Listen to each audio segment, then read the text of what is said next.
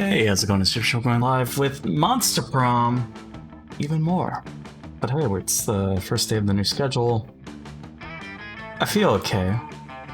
I'm not too tired, but, you know, it'll do. It's fine.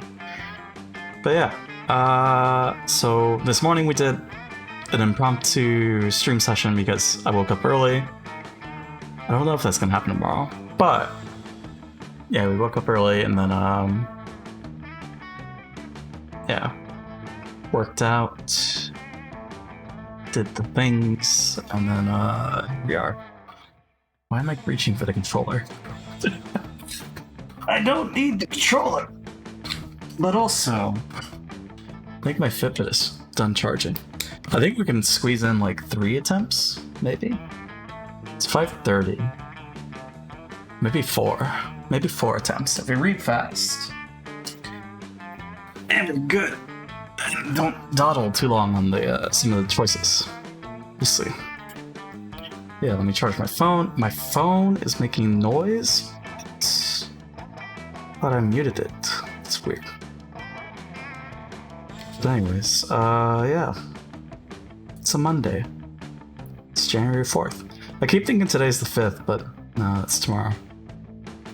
So, I was searching for chairs to buy as well. And the search is, I don't know, I'm very picky, I guess. I gotta find something that's like really good. So, yeah, nothing like popped out. So, if anything, I'll just wait even more, maybe. See what happens. I can wait a bit. There's no rush on the chair. What I am gonna buy soon is a webcam. So I don't know if I'll use it on. Never say never. We'll see how we use it on stream. But yeah. All right, let's get this party on the road. 1 player. Well, so let me do a Beats TV FFC. And then we'll be good. Yeah, we're still playing this. In the meantime, we're still playing Monster Prom. So I'm having fun. I'm enjoying it. It's a good time.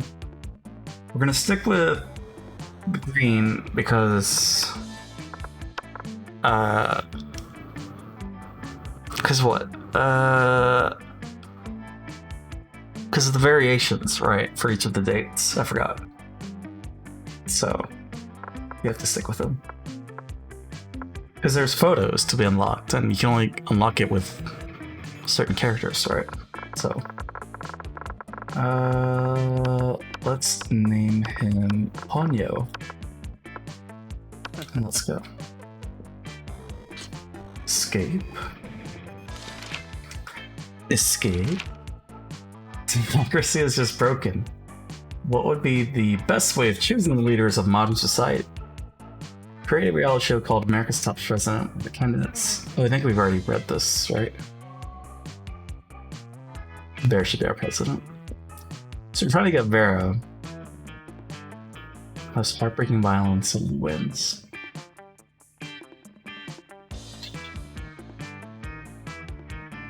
I feel like it's gotta be this one. So fun, so bold, so creative. A radioactive possum just bit you. What superpower did you get? So we've done this. I mean, rabies is smart. So let's go for smart. Creative and charming. What would be your dream first date? International waters. Party is Polly. Professional meeting where you charm your date with some astonishing business life. Well, that's gotta be Vera. Yeah. Easy choice. And we're off. We're good to go. The prom begins. Sure. So we need charm, so we'll go to the gym. I was considering busting out a spoiler-free guide for this, but I think we'll hold off on that. We'll wait. We'll wait until we finish dating all 6, I think. That'll be... or asking out all 6 to prom. But then again, we're gonna go on to second term, right? So once we get all 6, we go to second term, and then we see what's up there. And then we bust out the guide, I think. Oddly enough, you notice Damien and Vera having some kind of business meeting. At least they're both sitting holding manila folders. You move closer to see what's up. Now Damien seems to both agree that William, the incubus, is a piece of sentient garbage who deserves harm. True. I believe that together we could make William very unhappy. I prepared an action plan for a potential merger. Have a look. Vera opens her folder to reveal intricate charts with titles like Derision Coefficient and Maximizing Humiliation Dividends. I brought a folder too. Damien opens his folder. There's a piece of paper that says punching on it. I admire your simplistic approach, but I think we need a plan that utilizes both our strengths. Damien nods and turns over his piece of paper. On the other side it says, punching hard. These two are never going to come to an agreement unless you step in and mediate. So you tell them your idea. All his greatest fears in order of severity. While he's sleeping, replace all his organs with live possums. I think the first one. Use this convenient list of bot that shows all his greatest fears in order of severity. Most of these fears seem pretty standard. Clowns, bees, entropy, corn. That has been quite pleasing. Interesting. Very interesting indeed.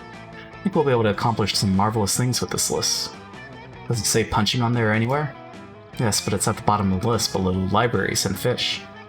Well, okay, as long as it's on the list, I'm in. The way Vera's eyes look right now, she's right at the top of the list of your fears. What? You gain 2 smarts and a charm.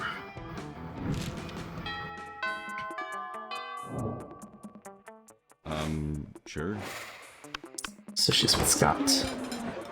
Vera's drinking her customary lunchtime scotch, because you can drink whatever the hell you want at the school. But Scott's not making it easy for her. Hey Vera, what you drinking? What? Scotch. Why? Because it smells like a delicious forest fire and I'm curious. What's it called? Scotch? Yes. No, that's what it's called. What? Scotch. Yes. No, I'm not saying your name. I'm saying the name of the drink I'm drinking. It's Scotch. It's mine? No, it's mine. Then why is it called Scott's? This is what it's called. Oh, it's like an energy drink for Scots? I mean, it's like an energy drink for Scottish people. Hey, I'm a Scottish person. I'm as Scottish as it's possible to be. I'm the most Scot. No. All it takes to get you to drop this issue. Scott's not going to drop it unless you do something, so you cut in and say...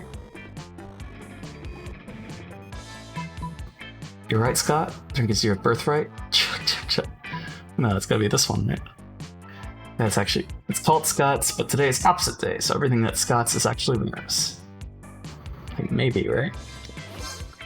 Okay, cool. Don't you mean today isn't opposite day? No. Haha, I'm not sorry. Not Vera. Guess I'll be taking your drink. Wait, time out. If everything that's Scott's is Vera's, do I have to give Vera all my stuff? Yes. Oh, okay. Does Vera have to give me all of her stuff? Sure. Unfortunately for you, I have no stuff. All my possessions are owned by cleverly disguised shell companies.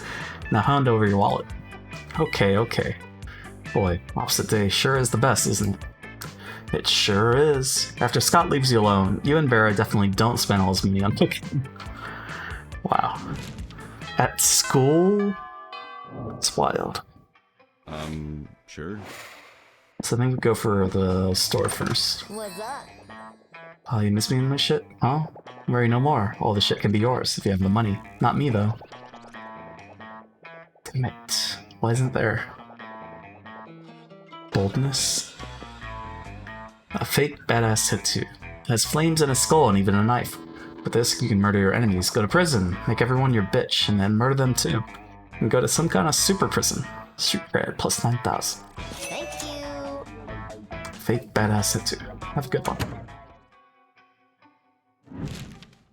I think we're out of money, right? Sure.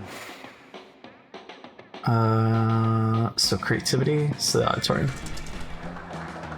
So the muses themselves. Okay. That night, you hit the clubs with Bear and Polly. Thanks Satan for fake IDs. Polly time. Put those wallets away, you two. Drinks are on me. By which I mean, drinks are on that guy. So we get comfortable. No need, Polly. I'm into this crazy new thing called paying for my own drinks. Maybe you've heard of it? Maybe. Is that French for my boobs aren't big enough to get free drinks? Sigh. Feminism is dead. It seems like reason to drink. BRB. But soon. It didn't work. Just give up. What was that you said? Sound like Portuguese for my shameless pandering didn't get us any free drinks. Ah! This is quickly getting out of control. Maybe if you find a way to make that guy pay for your drinks, you can fix this. It's crime time. I mean, crime time. It's crime time, steal the guy's wallet to learn his address, and then go to his house, kidnap his daughter, and demand drinks from him as ransom. Okay. Using your skills as a pickpocket and kidnapper, you execute your brilliant plan. People said high school wouldn't adequately prepare you for the real one. Your target, whose name is Dale, by the way, just so you know who you hurt, is so worried for his daughter that he buys you the whole bar. Woo! I knew my tits were unstoppable. They just need some time to work. Quiet, Polly. Need to concentrate on all this cocaine I'm doing. It's a night you'll never forget.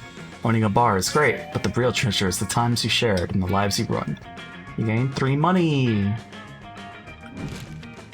So if we royally mess up, we could potentially buy something. Sure. Let's go to this. Oh, is that the napkins thing? Yeah, it's the napkins thing.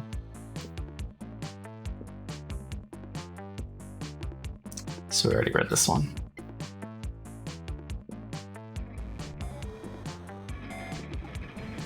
Yeah, the snake fold.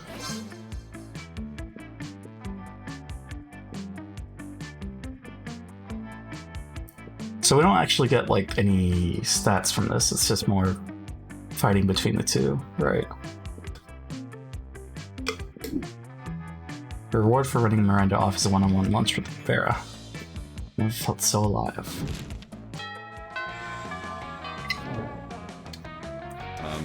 Sure.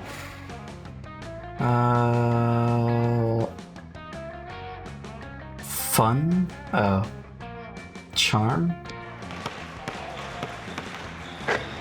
Not just intense.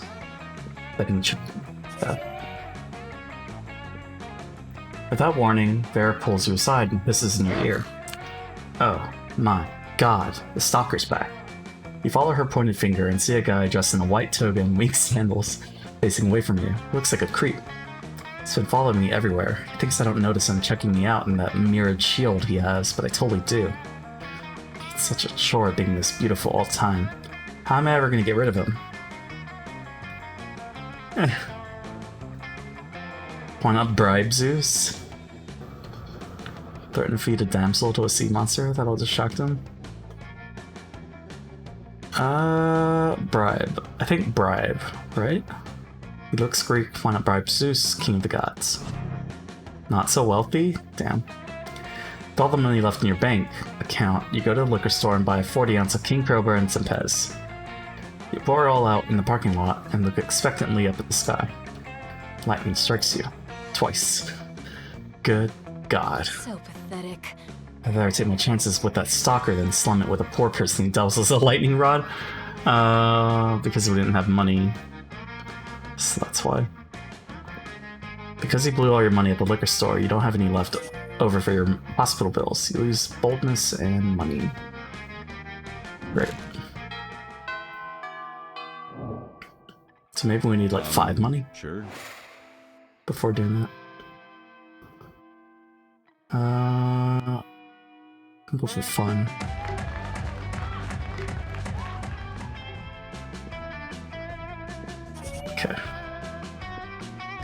Afterwards, you discover you've been poisoned and only Vera has the antidote. She does this all the time. It's how she invites you to hang out. Hey there. There you are. Thank you so much for coming. I'm embarking on a new criminal enterprise and I need a consigliere. The idea is simple yet brilliant. Think Uber, but for killing people. Call it murder. Oh, we've done this one. But did we pass last time?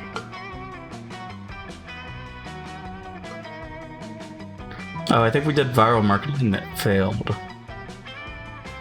So, differentiate yourself by being the only service that offers free range organic murders. So we need, like, stats for that then. Right? Because the virus made everyone sick and then... yeah, we need stats. Did you?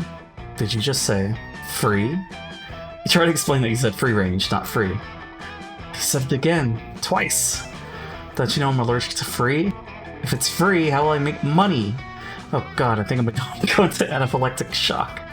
Somebody inject me with a syringe full of liquid gold. You hurry to obey, but are beaten to the punch by Trevor, the cock-blocking puma. Bummer. Vera never gives you the antidote to that poison you drink, so you lose 2 charm and 1 fun. Damn, so we need like 10 off the bat? Sure. Something? You're either at your chosen table to find Vera looking askance at Miranda's lunch. Or maybe we can't win that one. No, I feel we should be able to win. It's just a stat check, probably. You're at your chosen table to find Vera looking at askance at Miranda's lunch. Oh, the poison apple. Okay. I think this is the kissing Prince lips, right?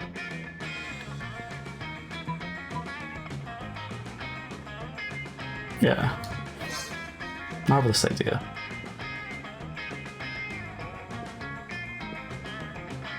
In case you have to have truly opened my eyes, I shall be sending poison apples to all nearby princes forthwith. Is there anything different on the last line? Looking at the laptop. Sure. Let's see. Charm.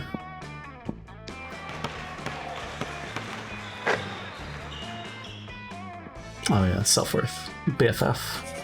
BFF. After the game, you spot Vera desperately trying to ignore Coach. You go over to see if you can help. Always believe in yourself. I'm just trying to help you to be your best self, Vera. That's what custom workouts are for. Why would I need to do that? I'm already better than everyone else. Maybe. But are you better than yourself? No. How is that even possible? With custom workouts. Workouts give us buff arms and strong hands. So that we can strangle our past selves. So we can hug our present selves and shake hands with our future. Oh, I like mine better. But even so, the custom workout you suggested is not for me. You don't like the million push-up system? Oh, okay. You can make up your own workout. Just think of something you're good at and work out to make you even better at it. There is thinking, but you already know the perfect workout. You shout out...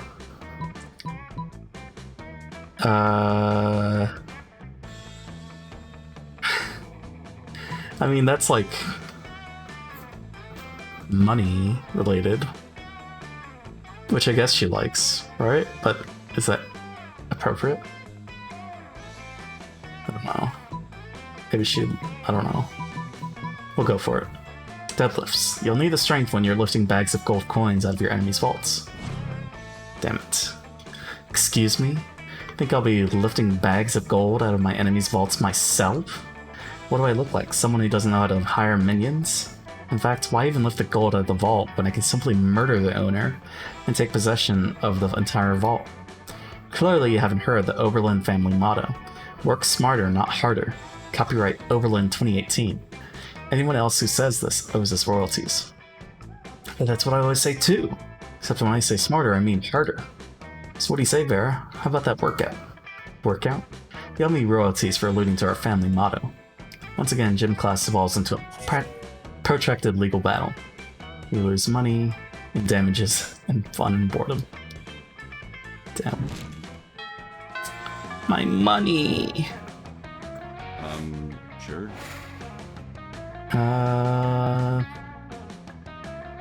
We keep losing on boldness, so I'm gonna go for... Oh, I can't.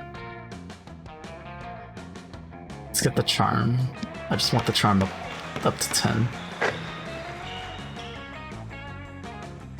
Monster Prom? Hey, Jimmy. How's it going? Have you played Monster Prom before? Is it the truce? It's a truce. We already read that one. Good, you? I'm doing well. I've got a new schedule, so this is about the same hour that I'll be streaming. You have not, but you've watched the playthrough? Okay. I remember watching the Grumps play it a while back, but it's been so long. But that's all I've seen. But yeah, I'm enjoying this. It's been fun. We got one girl down, so we got 2 to go, and then we got the boys. Oh yeah, you remember that? Did you watch that as well? Who's a girl? So our first one was Miranda, the mermaid princess. And now we're going for Vera, the Gorgon girl that loves a lot of money. She's a ruthless businesswoman. So. In the middle of everything, a portal opens up and swallows Vera, Polly, and Liam. We dive in to rescue them, straight into the season finale of Interdimensional Bachelor. Ghost Girl's best, don't at me. She seems pretty cool. She's a wild party animal. Good lord. Help. I'm in danger of straining my eyes from rolling them so hard. Yes. Oh my god, we're on a game show? Yes, indeed. Tonight, you 3 will answer a series of trivia questions. Whoever gets the most points becomes I'm gonna win. I don't even care what the prize is. Your what? Your wife? What a revolting premise. So you're saying we're supposed to respond to a series of questions and scenarios, our answers to which will make us more or less likely to achieve a romantic outcome with you? That's extremely problematic. Can't think of anyone who would ever want to play such a tawdry dating game. Meta. Everybody stop raising reasonable concerns so I can hear the first question. That's the spirit. Question number 1. Describe your ideal marriage proposal. But before Polly can answer, you buzz in yourself. Now's your chance to give an answer that will end the competition and send the prince packing.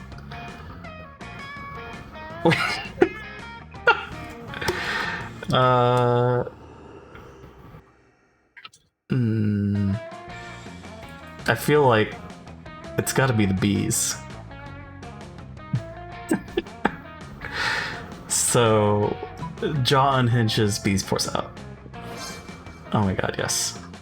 You unhinge your jaw and let the bees pour out. You definitely couldn't do this back in your home dimension. Ah, stop that. You're supposed to answer with words, not bees. Probably should have specified that. Bees seem like a legitimate answer to me. That's a good choice, right? What, are you against avant-garde forms of expression? Words are so passé. Aw man, I was gonna say bees. You totally stole my answer. Wait, I've got it. Polly unhinges her ghostly jaw, and thousands of locusts pour out. Damn, what you thought of that? Locusts are way cooler. Doesn't matter though. Prince is so busy fending off bugs, he can't focus on keeping you in his dimension. You all teleport back home. You're pleased with your victory, although your throat is a little hoarse. Which is ironic, because a little hoarse isn't what came out of your mouth. Gain creativity and boldness. That's good. So what are you playing tonight, Jimmy? What's on the agenda? Vera's about to lift a glass of scotch to her immaculately painted lips. She just viewed a little horse. Little Sebastian. More Pokemon? Oh, the Nuzlocke, right? Nice. You can drink whatever at this school, apparently. When Miranda screams, "Stop, don't drink that." Oh, is this the poison one? Oh, right, yeah. We've done this one. So what was the answer, though? Okay, yeah, it was this one. Shoot Vera a wink, take the tiniest sip of her scotch, and then we vomit. The usual, gotcha. Nothing wrong with the usual. I should be playing Yakuza 0 But I saw someone play the demo of this, and it really got me hyped. So I enjoyed what I saw. Yakuza 0? Yeah, I finished the story, but I still have to go back and complete some stuff. So I'm not going for like a full completion. I just want to do the sub-story, the side quests and sub-stories. I think it's going to be my last run for a bit. I'm starting to get bored of replaying the first part of a Pokemon game over and over again. I see. Need to play a Yakuza game at some point. Definitely start with the Yakuza 0 for sure. Because I mean, it's the prequel to the whole series, so it makes sense. Chronological order. But yeah, I'm enjoying it. It's a nice beat 'em up. Miranda Fates with the utmost drama. There's one thing princesses are good at, it's fainting. So then she uses the antidote. It wasn't that long, I don't think. Like, the main story's like Sure. 40 hours? But there's easily a lot that you can do in the game. I think the how long to beat for the completion is like 150 hours. So much to do. Let's get some boldness. Hang in the bathrooms. Zero shits to boldness. You come to as if you've been knocked out or drugged or something to the sound of... Wait, Season 2? How long are you planning on streaming? If it's longer than 3-ish hours, you can expect a raid from me. 3-ish hours? I think I'll be ending in 2 hours, actually. Because I'm going to be watching ping pong. But I appreciate the thought, Jimmy. Yeah, I'll be stopping in about 2 hours. Because ping pong. I've heard good things about the show, so I want to see it. Welcome back to Season 2 of the Interdimensional Bachelor. Today's competitors are last season's flaw on the cogs, Ponyo, and an army of sexy werewolves. Have a good stream, gotta set up. Sounds good, Jimmy. Thanks for stopping by. Hope you have a good stream as well. I'll catch you later. Hooray! What's up, losers? For the last time, fuckbench, I'm not a werewolf. Perhaps not, but you have a fiery temperament, wolf-like drive, and killer abs, so it's close enough. Yeah, bro, one of us. Thought we were gonna do a sports game. Sports game. We are, my dear sweet army of sexy werewolves. And Ponyo. We are. In fact, it's time for our first round. Are you ready? For your first test of speed, strength, and skill on the Interdimensional Bachelor Season 2, some see which of you are incredible lichens can sign your name on this legally binding document that is in no way a marriage contract, the fastest. You can see the werewolves' tails wagging in anticipation, ready to prove themselves the fastest, bestest athletes, and Damien is cracking his knuckles, not about to be outdone. If you don't step in, at least one or two of these people are going to end up married to the princess out of sheer hyper-competitiveness. Thinking quickly, you... eat the contract. Sign the name of Tyrelliot Terrible. I want to eat the contract. Damn it. Fast as lightning, you sprint over to the table, the marriage contract sits and devour it. Oh dear Ponyo, you do know what this means, right? Of course, destroy the contract, therefore foiling the princess scheme. I am now legally married to your stomach and lower intestines. Ha ha ha, Ponyo's stomach and lower intestines are married to the international prince. Good luck finding a date to prom now, nerd. Alas, marriage to specific and limited internal organs was not what I had in mind for this plan. But I suppose it's better than the lonely bachelor life I've lived until now. Come, Ponyo, let me kiss your stomach and make it official. Fuck this. This shit is way too weird, even for our fucked up misadventures. Before the newlywed to your stomach prince can stop him, Damien punches a hole through the dimension, rips it open, and allows you and your classmates to escape. Well, unfortunately, everyone's gonna make fun of you until the end of time for having a married stomach. And you lose a lot of their respect. In this case, that translates to 2 charm, 1 fun. I don't need more fun. And it's week 5. Sure. Let's go outdoors. You're talking to Juan, the small magical Latino cat, when he tells you that you won't ever be as fun as Bob the scary clown. You accept the challenge. Go straight to Bob, stab him 7 times, open his bleeding chest, and eat some of his guts, and start to consume his fun. Really? You think that's how this works? Well, it is. Getting too fun from poor Bob. Later, you see Vera cackling to herself in the hallway, which is whatever, but you might as well find out why. Just practicing my prom queen acceptance speech in my mind. It's not like the title bears any meaning whatsoever, of course, and I really do consider the whole thing way beneath me. However, considering how much meaning other girls put on it, I can't risk some uppity bitch thinking she's better than I am. Plus, it's not bad branding either. I could see using a victory to start a line of successful prom queen accessories guaranteed to get you the win. Perfect prom shoes, the right makeup, fancy knives to take out your opponents. Speaking of which, I assume this goes without saying, but I'm not leaving anything to chance. I'll be doing a blood ritual to ensure my win. Still haven't found the exact details yet, but I'm optimistic that at least some of the items will be found in the shop. The only question is where exactly I can find the details for a proper blood ritual. Oh. The last time we did the coven thing, and then that didn't work. So, and I wonder if we had the tampon with us, if that would have like automatically completed this. So we'll try the other option. Literally just search the internet, like that's literally what it's there for. Ah, so smart. Oh right, good call. Sometimes you get so caught up in the grand scheme of exploiting blood magic to secure petty victory that you forget about the little things. You and Vera scamper over to the library to put the school's computers to good use for once. For real, does anyone at the school use school resources for educational purposes? Let's just search blood magic to guarantee prom queen victory over basic bitches to maintain social status. That's pretty clear, right? Couldn't possibly be clearer. Seems like we're gonna need the blood of a former prom queen, the tongue of a goat, and the earrings of an ancient goddess. Not exactly stuff that's gonna be lying around, but when you're destined to be prom queen, make it work. Not that I'm destined to be prom queen, or I wouldn't have to do blood magic in the first place. But hey, when you want to achieve greatness, make your own destiny. You check the shop, I'll grab a goat, and we'll meet up in the bathroom to cut its tongue out and get this party started. Sounds like a party indeed. Getting 2 fun and 1 smarts. So then you get to check the shop.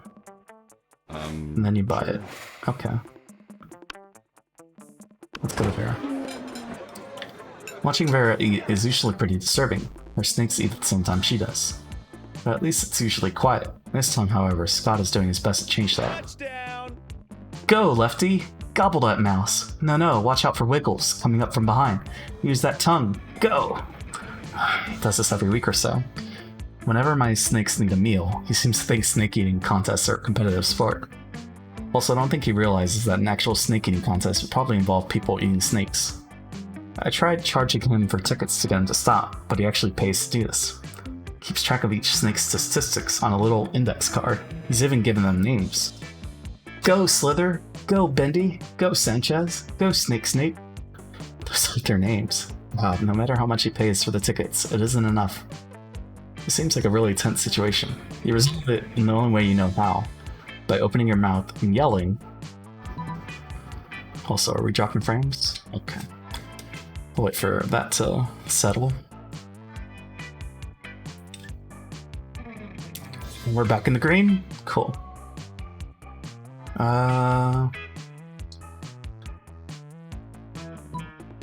Boring. This is nothing compared to earthworm eating contests.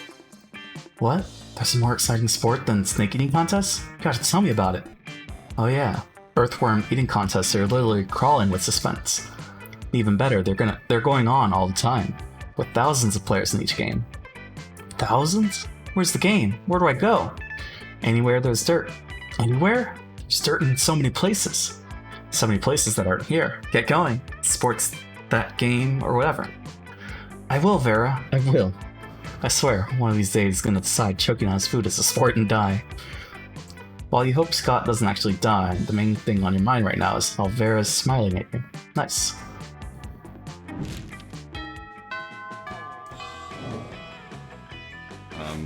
Sure. So I guess we check the shop. Hey, stranger. Shouldn't be you out there trying to romance a classmate or something. Anyway, welcome. I don't have a single dollar! Damn it. Ugh. So you just came here to say hi? What a weirdo. Human interaction is so last year.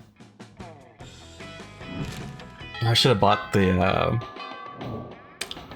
gift that keeps on giving. Sure. Right. Damn it. Well. I guess charm? Give me your money. Oh, I didn't realize. Let's face it, you're probably gonna end up losing your money in some stupid way anyway. Why not spend it here first? It's just called being smart. No refunds. Whoa. A very good whoa! What? Why do I have all those- what? That's cool. Make you laugh big time.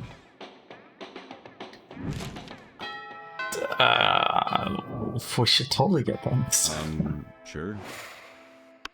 Wait, where's Vera? Oh no. Where's Vera?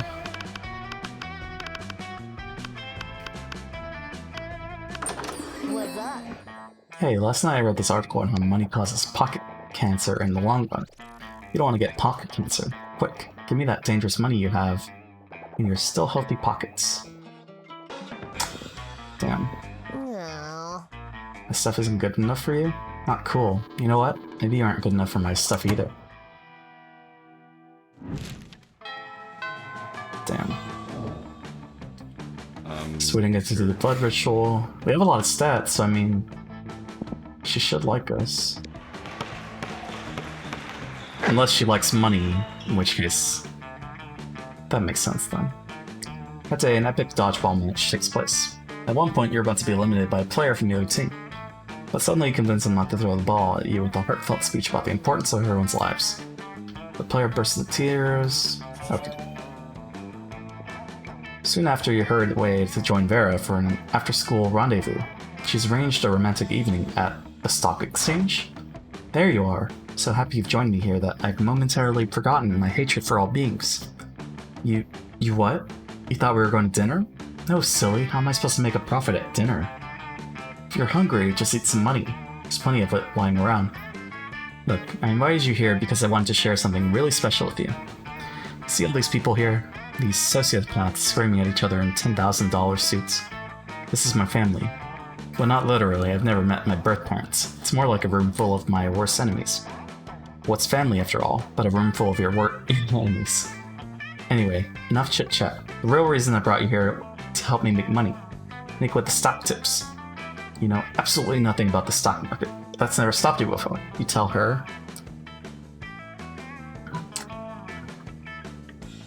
Buy one of everything? Sell it all?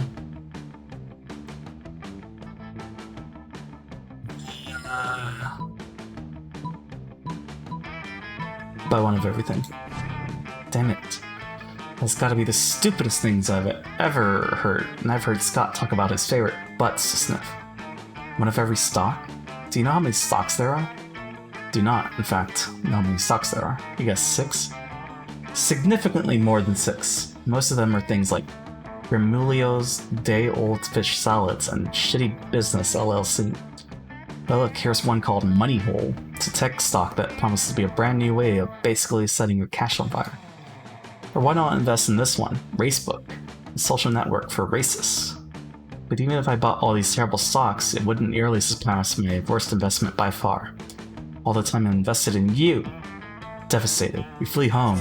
We order one of every flavor of ice cream. We lose 2 charm and 1 money. Monster Prom draws near. Would she like this? I mean, we have a lot of stats, so... come on. Sure. You finally pluck up your courage and ask your beloved to go to the Monster Prom with you. You're asking me to go to the prom with you? Have you seen yourself in a mirror? Your face is a crime against humanity. Not one of the crimes against humanity I enjoy perpetrating. Bye. Loser. Prom with you? No. So maybe it is money. Definitely. You couldn't get a date for Monster Prom. Actually, you couldn't get a date for the rest of your life. Some nights, alone in your bed, you wish sadness was an STD, because at least then you wouldn't be getting so much of it. Best at secret handshakes. Best at hissing. Yeah, so I guess we go farm money. Those 6 weeks were maybe the most epic and absurd weeks of our lives. After the Monster Prom, we kept on living our lives. Falling in love, battling for friendship, and learning about who we were and who we could be. And you know what? Like it always. Is that the fire truck? Like it always does, life happened. It was wonderful. Vera kept being fierce, strong, and stunning. Some haters once said adult life would put that mean bitch in her place. But you know what? Vera ended up making adult life her own bitch. Polly graduated from doing lots of ayahuasca, and now she appears to be hallucinating people and access their spirit animal. Scott turned out to be a genius and became the most renowned mathematician in the country. JK, he became an athlete, duh. Still a bit of a simpleton, but as lovable and good-hearted as ever. For these 6 weeks, the Monster Prom seemed larger than life, and it was gone, just like that. The battle for Monster Prom might have ended then, but there were plenty of battles left in that war called youth. I am gonna be honest, it's hard to read. I don't know. It's hard to see. I'm fine. But once again, we were young and unafraid, and we were ready to start.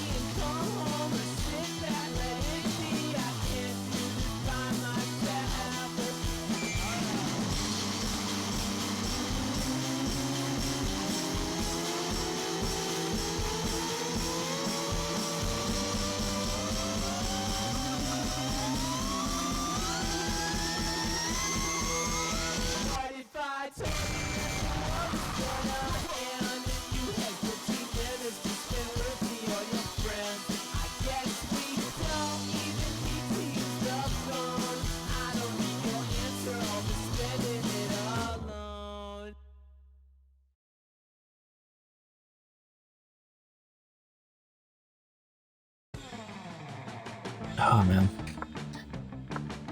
It's going cross-side there. I'm fine. Mar art.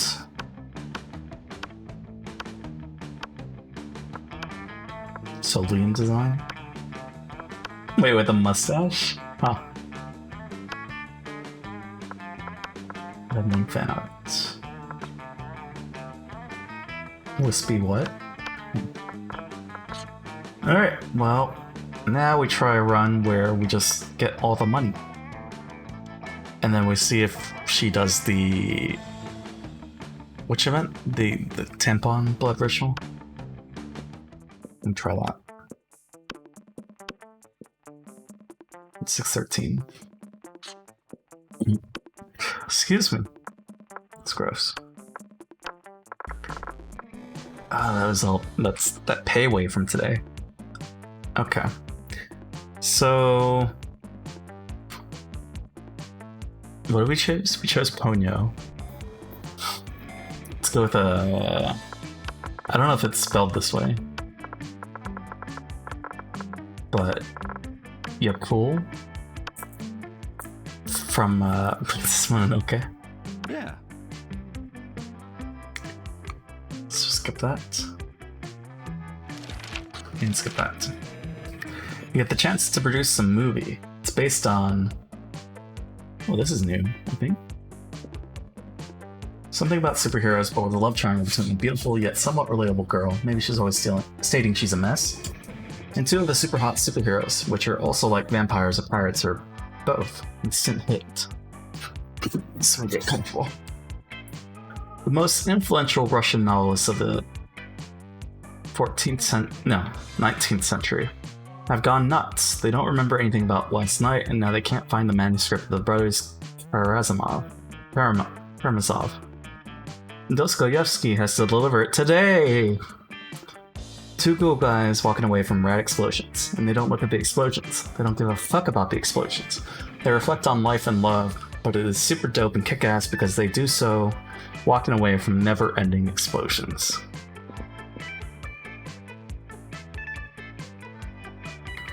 Go with the explosions. Oh wait, that was what? Wealthy? Damn. You're elected president for a day. What's the first law you pass? $1 bills will now include a picture of me. In the inscription, beware, too much awesomeness. My presidency might last a day, but my fame will last forever. You can deduct taxes by writing sonnets instead, and the taxes deducted are calculated based on the beauty of the sonnets. Trivia fact. Presidents don't pass laws. So is this a trick question, or are you just being an idiot? $1 bills. So charming. Your partner just gave you a cool gift for your anniversary, but you totally forgot. Quick, come up with an idea for a great gift. These are all new. A silly toy that makes silly noises. Anything on fire, or a weapon. No, a weapon on fire. A pony. Always a pony. Extreme concept of gratefulness. They're their fiercest enemy. Anything capable of leading them to an overdose of some sorts. I feel like this is Scott. That's gonna be Miranda. That's gonna be Damien.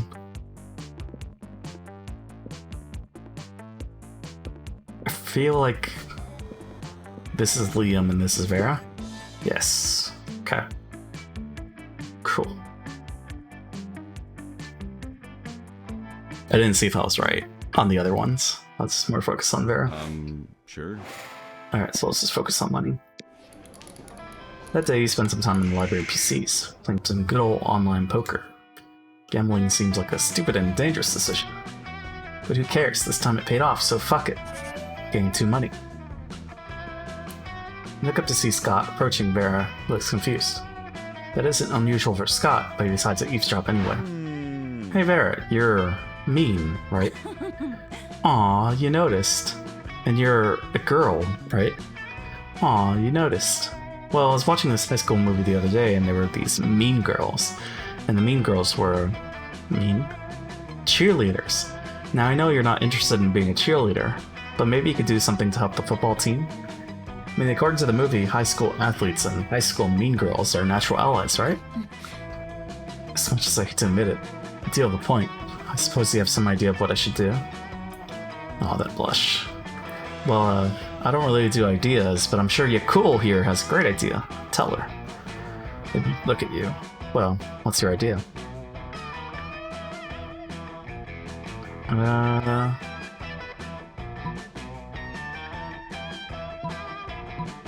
What? So I just assassinated. Forget cheerleaders, we need fear leaders. Instead of pumping our team up, they'll make the other team feel like shit. Hey, there we go. Fear leaders. Wow. Hold on 1 second. You and Scott watch as Vera frantically makes about a dozen phone calls. Alright, trademarked fear leaders. The idea is mine. You didn't think of it, also thank you. I can already imagine the uniforms. Black leather, real skulls, a folder of blackmail material on every member of the opposing team. You know what? I already have most of that stuff in my closet at home.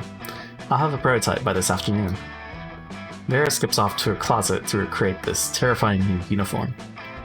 You're not sure whether you want to stay far, far away from that closet, or get a closer look. Gain boldness and smarts. Cool.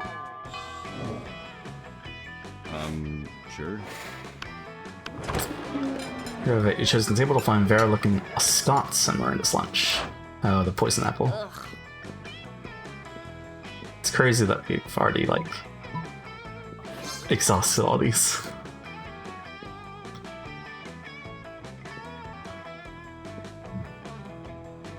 Okay.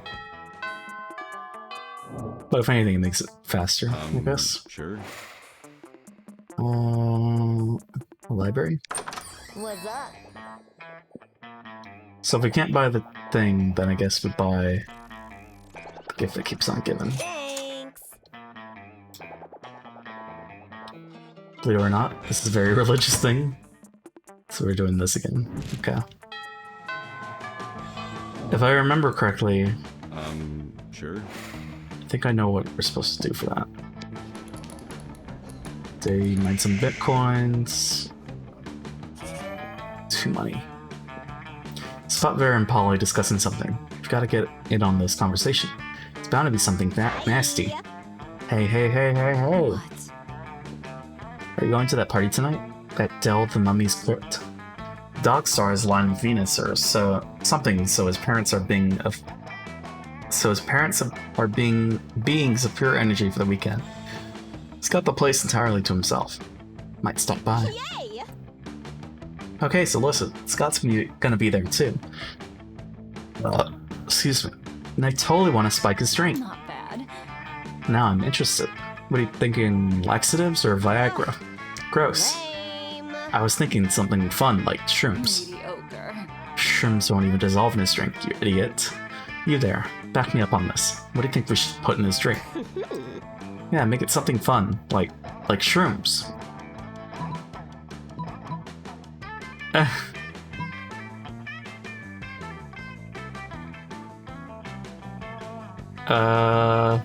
He's gonna fall in love with us. But maybe Moonroot?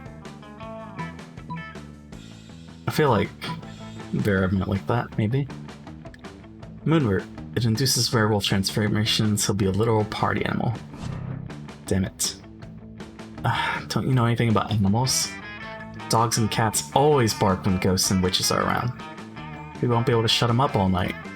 His constant discordant howling is totally going to clash with the DJ's constant discordant howling. If you like dogs so much, why don't you plan your own party? At the kennel. Have some respect for the DJ and his very serious adult career, who is too charming smarts. Damn. I want to get at least 20 money, and then Sure. we can focus on other stuff. Okay, the taster again.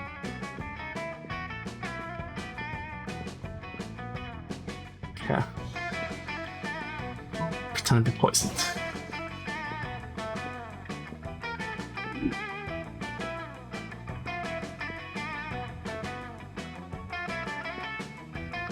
Okay.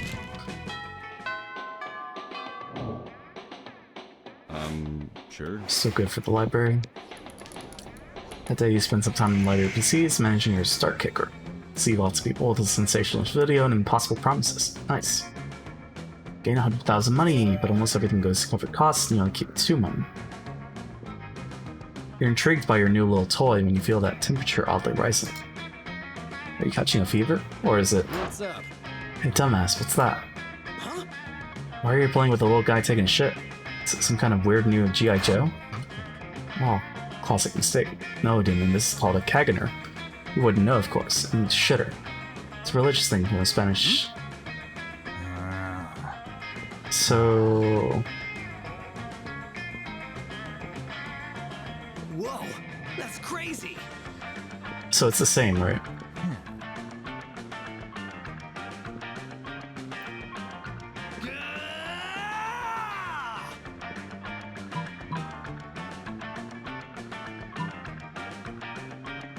Wait, which one do we do?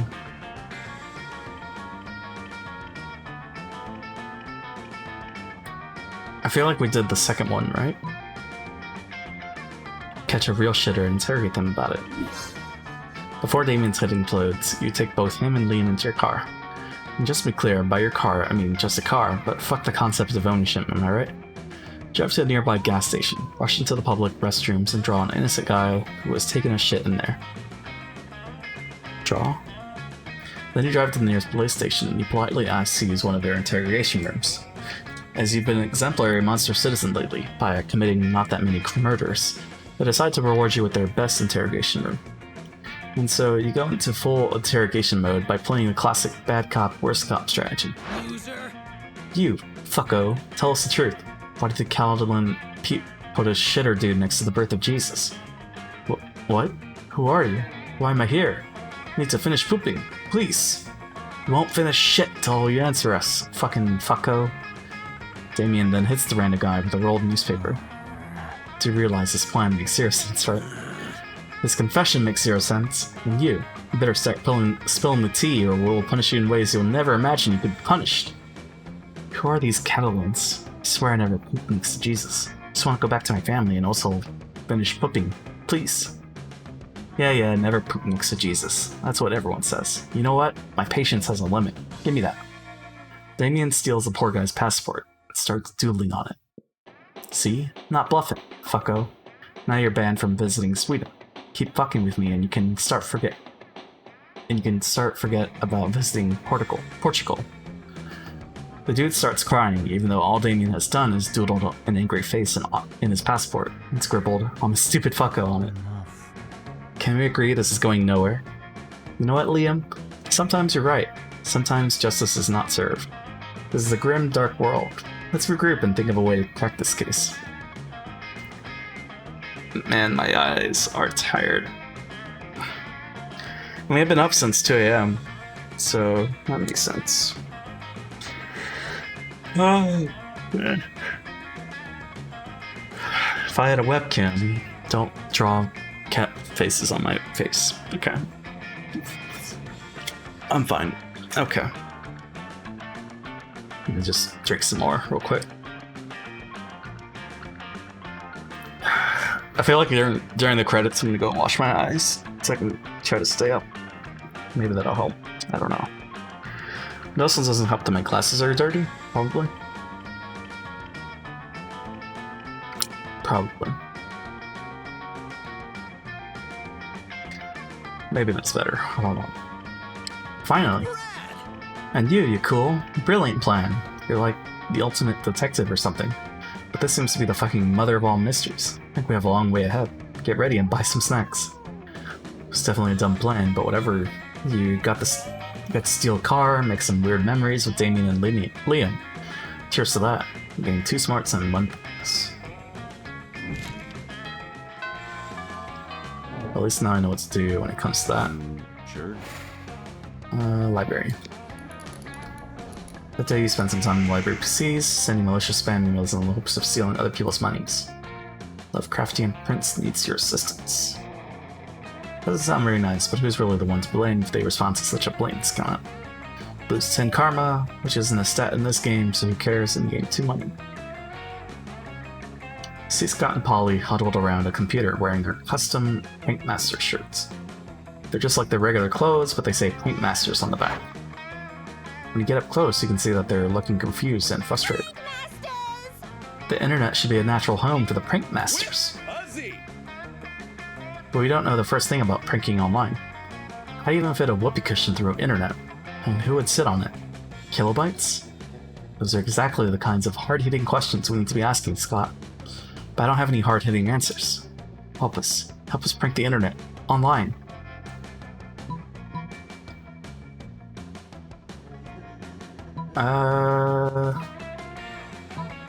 Use those powers to punch people in the face through their computers screens. Oh man, how did I forget I could do that? Shit, yeah. Such an awesome idea. I'm gonna tell all my friends about it. Polly starts punching people all over the internet. Turns out there are a lot of people there who need punching. All of Scott's friends make the punching sensation go viral. People start tweeting #GhostPunches of people they want punched. Polly is able to support a thriving online business just sitting at her computer punching people. She splits the money with you and Scott. She spends hers on drugs, he spends his on whoopee cushions, and you gain 2 money and 1 fun.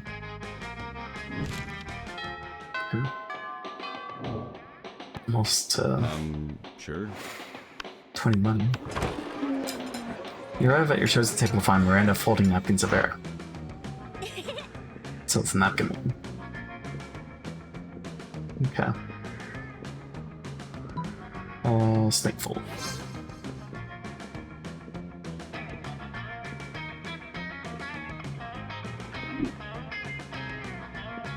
Okay. Halfway through. Sure.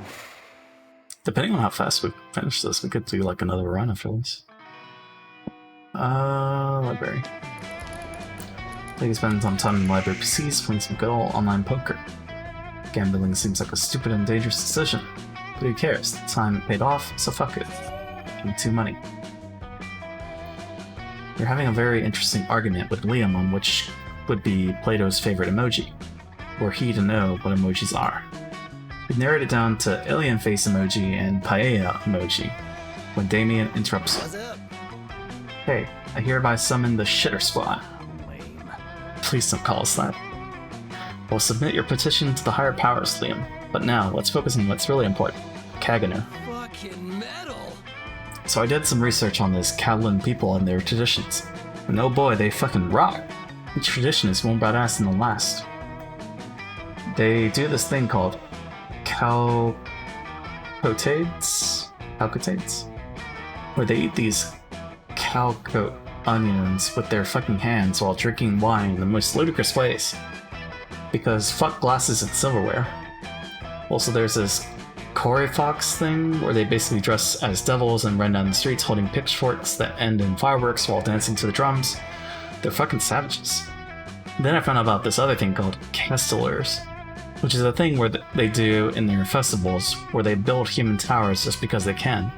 Who knows why? My safest bet is that either a pure display of power or an attempt to reach the sun to punch it in its fucking face. Radical, right? The more I've researched, the more I love these Catalan people. Fucking awesome weirdos, but no clue about the Kaganer thing. Still a mystery how they started putting a guy taking a shit next to Jesus Christ. Did you know that a few years ago the Barcelona government even tried to ban the Kaganer from the city's nativity scene? And Catalan people got so angry that they forced the government to refrain from this decision? They fought the establishment to keep a random guy taking a shit next to Jesus, and they won. Whoa, that's crazy. Wow. Can I just marry an entire region? Or at least have casual sex with it? Probably not. Then I need to satisfy my urges by unveiling this fucking massive mystery, Liam. But wow!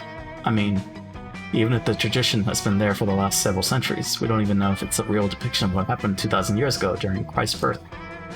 You're right. We have to travel to Spain? Well, the tradition is from Catalonia, but the scenes depicted is from Belen, Israel. To Israel, then. Before you know it, you're in Israel with these two monsters. You're excited because everyone knows Israel is the most romantic country bordering the Mediterranean Sea. Okay, now what? We should have thought this through before buying those plane tickets.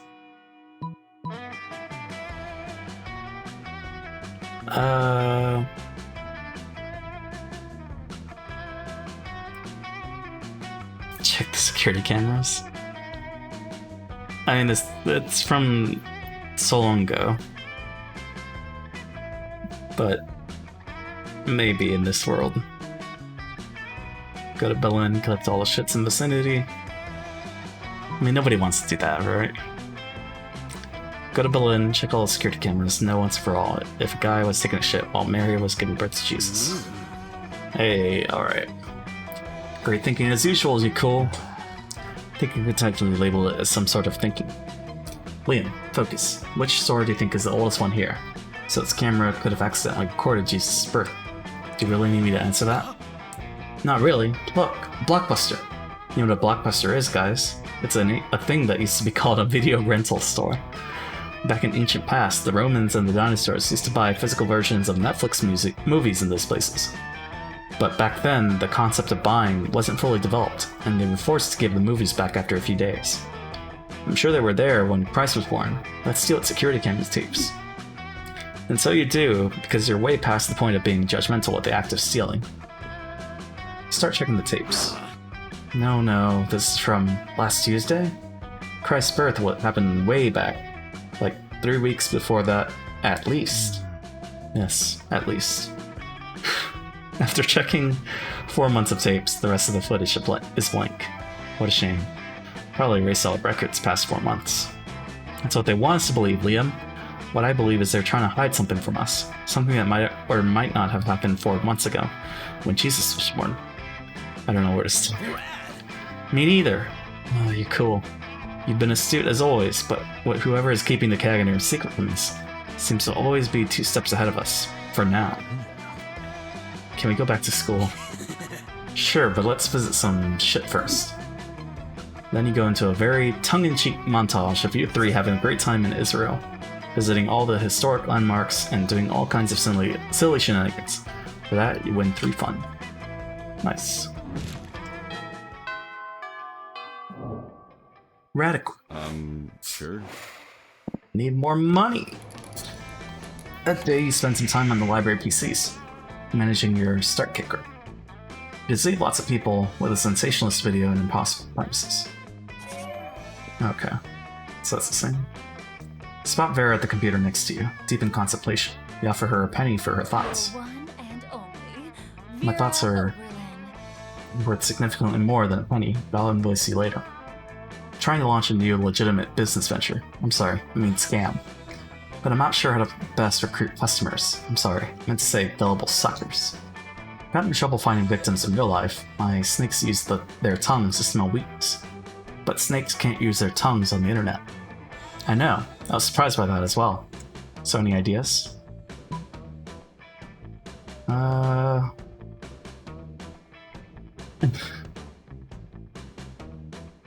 You will literally die if you don't click this ad right now. I feel like the Reddit post, right? Maybe.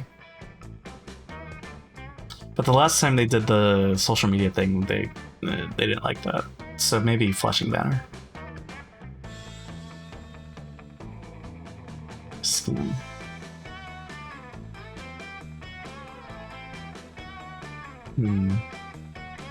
Flashing banner ad that says, "You'll literally die if you don't click this ad right now."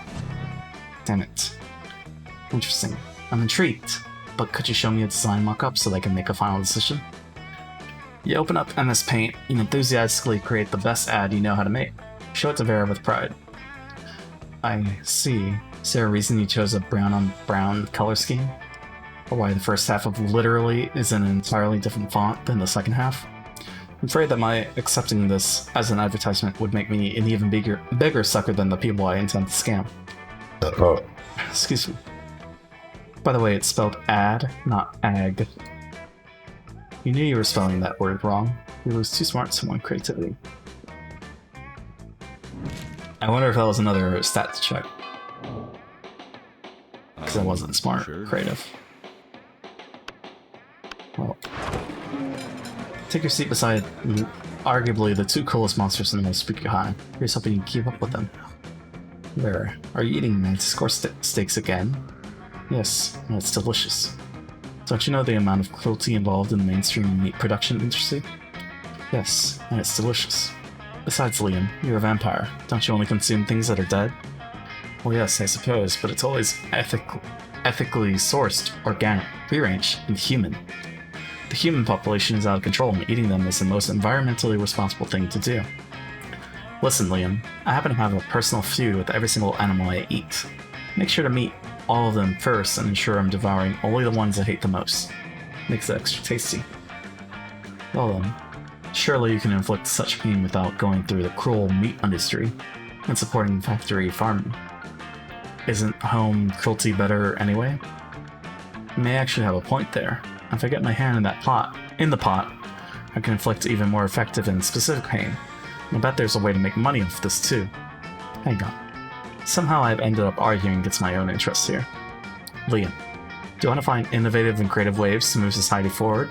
Or do you want to oppose cruelty like every other weak mainstream loser? You can actually hear Liam's brain shaking as he struggles between his desire to be perceived as ethical and his desire to be perceived as creative. Maybe you can step in and help out.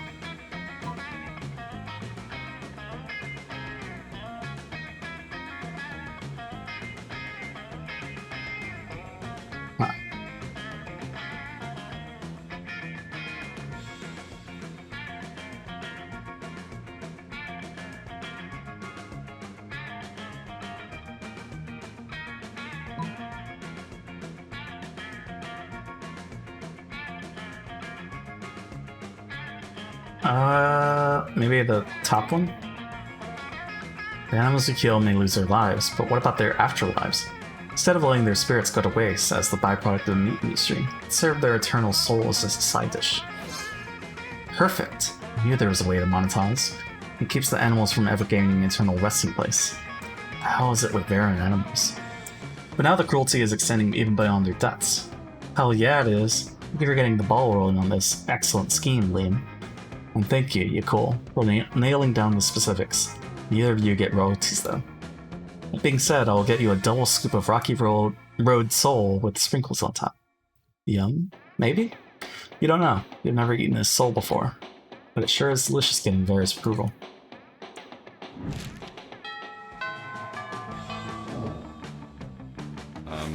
Sure. So, library? Show me that money.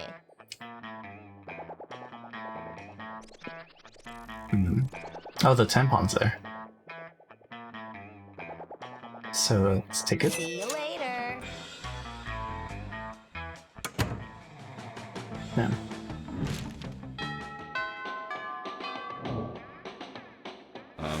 Sure. Let's go library again.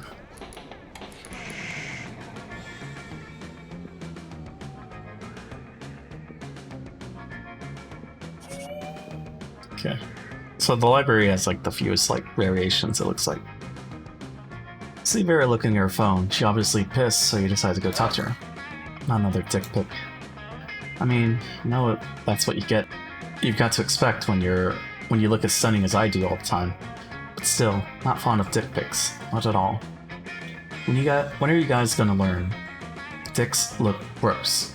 Sending me a picture of your dick is not a treat for me. I'm not gonna frame it and put it on my wall. I'm gonna put it in a folder called Sad Losers and then delete the folder, and then I'll probably set the phone on fire just in case. Hey, you're pretty unpleasant, right?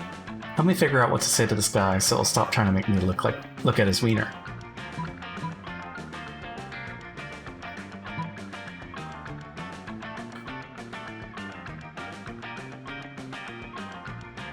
Oh, probably that one. Destroy his life, Photoshop all the pics into a silly-looking monster. Make it a star of a weird kids show and make millions with it. Make a joke out of him, become rich, and you own the copyrights to his dick. Why? So your solution to this is for me to make a career out of it? To realize you're basically making it so I'll have to spend the rest of my life depending on this fool's dick. And if I get lucky and he doesn't send me any more, I need to start asking for them.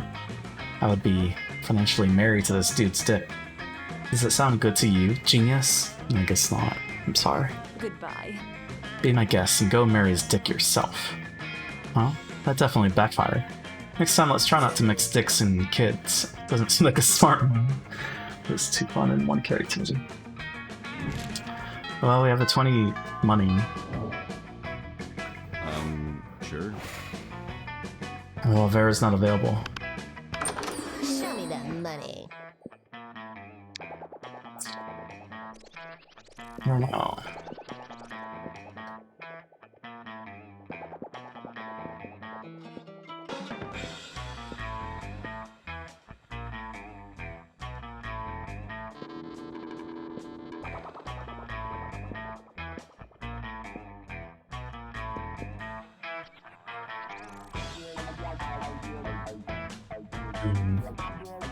I mean, you could get more money, I guess.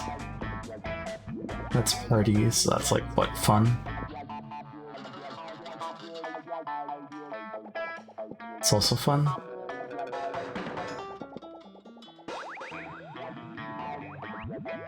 Maybe this is charm. That's definitely creativity, that's bold. But maybe the hype station? PR agent? High school social life is so hard nowadays that hiring a PR agent is totally a thing. Catch you later. Yeah, who'd want to save money for their college fund when you can spend it on weird stuff that's most likely useless?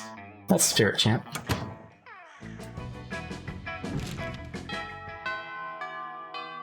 So does that help?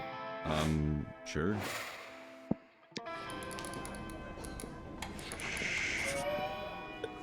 Okay. See a truly rare sight. Vera and Damien are sitting behind him to see, speechless. Fucking metal. Wait, Did we just rig an election in the Midwest? I was just trying to change the president's wallpaper to a dick pic. We need to cover our tracks, like, right now. Just don't stand there, you innocent bystander. Help us. Yes, of course I'm talking to you. Damien can't help. Freaking shit is useless right now.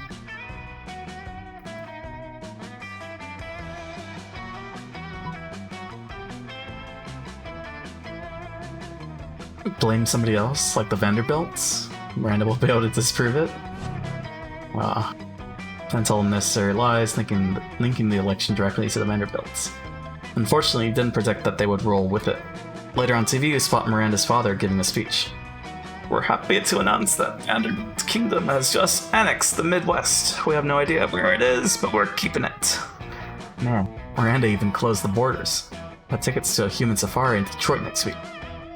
Could have sold the Midwest to the Middle East. It cost me a lot of cash, idiot.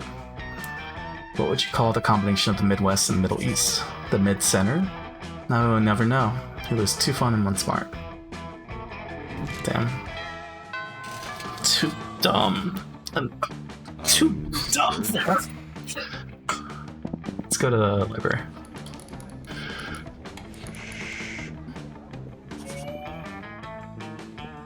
As you survey the library, you notice Vera, whose snakes are hissing and spitting as she glares at a computer monitor. Pathetic.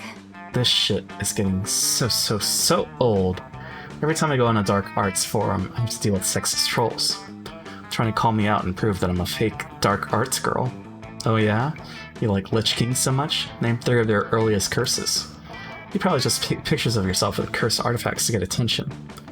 As if I can't want to murder people in obscure occult ways just because I'm female. Please. I'm so sick of dealing with this sexist bullshit when all I want to do is use magic to make people suffer. I don't even know what to do.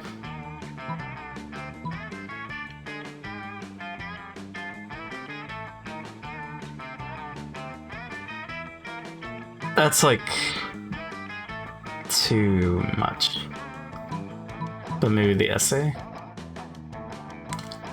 I don't know, does she like that? She read a heated essay decrying sexism. An essay so heated it melts the eyeballs of anyone who reads it. I'm so stupid. That is an excellent idea. I could start by giving background context and talking about RuneGate. When that siren published a book of runes and everyone got way too obsessed with looking into the lives of all the men she's drowned. Then go on to explain that this is what the women in the dark arts face every day and that no one believes we can use curses. That's where I'll lay in the curse that will melt everyone's eyeballs out. I think I'll start by talking about how hard women work to be taken seriously while draining the pigment from their irises. Then I'll move on to explaining how damaging sexist attitudes are while having the flames consume their pupils. Quick as a fierce feminist flash, Vera has published her essay online. It goes viral with literally impossible speed. An essay that literally melted my eyeballs out? The most basic trick in the book. Writes one chupacabra. More proof she's just an attention-seeking person. No, I can't actually see anything because my eyes are on fire, but I bet if I could see, there would be a picture of her looking a vial of blood or something fake, dark arts, pseudo-sexy like that. This doesn't even hurt that bad. Man, dark arts user would have melted my entire body until my bones were goo, and I couldn't even type this right now. Quips a half-cursed money. Oh great, even more sexist bullshit. Why did I let you talk me into this? Never thought I'd say this, but you just made melting people's eyeballs out an unpleasant experience for me. Oh man, you know it's a bad day when you ruin eyeball melting for people. -2 boldness, -1 fun for you curse ruiner. Wow, we're so bad. Let me cry. Sure. Arrive at Paul and Vera's table to find them eating. Wait, both of them? Oh, yum yum. I sure do love food and eating. Look at this food go in me. Yes, this cafeteria. Sloppy Joe truly has a subtle flavor profile. Finally, you notice the cause of this absurdity. A well-dressed businessman sitting at the next table, watching both women intently. Oh yeah, I know you like this, baby. My eating is realistic and erotic. Be cool, Polly. The man wants to pay us for eating in front of him, not screaming about eating. Is this not what eating is? I forget. While Vera tries to explain eating to Polly, the businessman shyly approaches you and gives a small bow. Much obliged, friend, he says in a soft voice. These 2 fine ladies your friends? Must confess that I've searched far and wide for a suitable candidate to fulfill my rather unusual fetish. Paying a student at a high school for monsters to eat food while I watch politely from a distance. I feel like we did this one.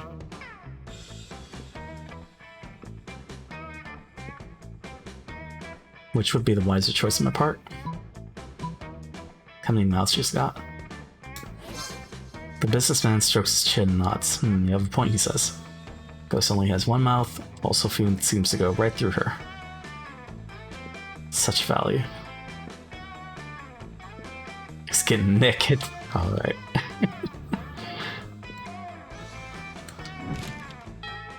Well, can we buy love with money? Is the question.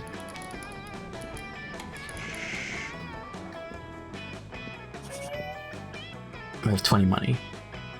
Later that day, Damien invites Liam and you to his house. It looks as if he hasn't eaten in the last 2 days. Guys, I haven't eaten in the last 2 days. Can't with this. This Kaganer thing is driving me crazy. I kind of see it. You know what they say, when you have a wall covered in pictures and newspaper articles connected by thread, you can tell your obsession is becoming unhealthy. Who said that? Probably one of them. Let me write that on a post-it and put it on my Kaganer conspiracy board. Yeah, what an okay thing to have. I've gone to all kinds of websites looking for information. I've registered on some Kaganer conspiracy forums. God bless the internet. We're not the only ones startled by this shitter thing. I've been discussing all kinds of theories. Climate change, total hoax 77 made a strong point about the Illuminati being involved in this. He also claimed global warming might not be real and somewhat tied to this too. Worth noting. Sounds like a very credible source, yes. Then France is not real, shared her conspiracy board with me. We concluded that the Kaganer guy might have been involved in the JPK assassination. Finally, Chemtrails Baron was kind of useless on the Kaganer thing, but he gave me sick tips to build my own fashionable tinfoil hat. I made a pair for you two. Thanks, I guess. But I still have no clue why the Catalan put a random guy taking a shit next to baby Jesus. Maybe there is no mystery. Maybe it's irrelevant. And certainly an unhealthy fixation for you. But Damien's scream is interrupted by the sound of his door being blasted open, revealing none other than the Pope? What the fuck? Well, well, well. Look who we have here. Damien, Liam, and Yakul. I have 3 bullets with your names on them. The Pope is holding 2 fucking guns. He's so badass he's somehow pointing them at all 3 of you. Oh no, the Pope! Are you here to hunt us down for our many sins and crimes? What? No, who cares about that? No, today I'm here because you've been sniffing around the church's secrets with your silly Kaganer case. You're getting too close to the truth, and I can't let you do that. You have to protect the Catholic Church, and apparently you can't send some priest to do a Pope's job. But we have no fucking idea about the truth behind the Kaganer. If you tell us the truth, we're super okay with you killing us afterwards. Tell us, for God's sake. Or, you know, maybe don't kill us at all? Shut up. People will start to ask questions and follow your lead. If not you, someone else will find the truth. You need to send a message to all those who might be as nosy as you. No, Mr. Pope, don't kill us. See, we can create a diversion so no one will ever ask questions about the Kaganer again. You'll see our diversion plan is... Liam is too nervous, as is to be expected from someone being held at gunpoint by none other than the Pope. It's up to you to come up with the diversion plan so good that you can calm the Pope.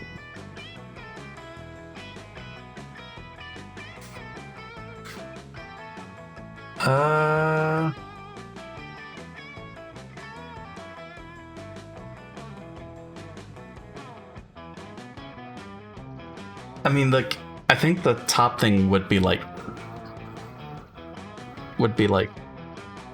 drawing too much attention, maybe. So maybe we just do something unrelated, and that's the K-pop. Not everyone likes Garfield, right? But I'm cleaning my glasses. Okay. We use all the resources of the Catholic Church to combine the 2 strongest entertainment forces in the world: K-pop and Garfield. God damn. The Pope looks at you in silence. K-pop and the actor Andrew Garfield? But he's like the worst Spider-Man. No, Pope, I think you're cool is referring to the orange cat adored by the masses. Now you're messing with me. Andrew Garfield is not an orange cat, much less someone adored by the masses. No, not that Garfield. The other one, you know, hates Mondays but loves lasagna. Yeah, I know the one, with the crazy hair. He wasn't bad in The Social Network.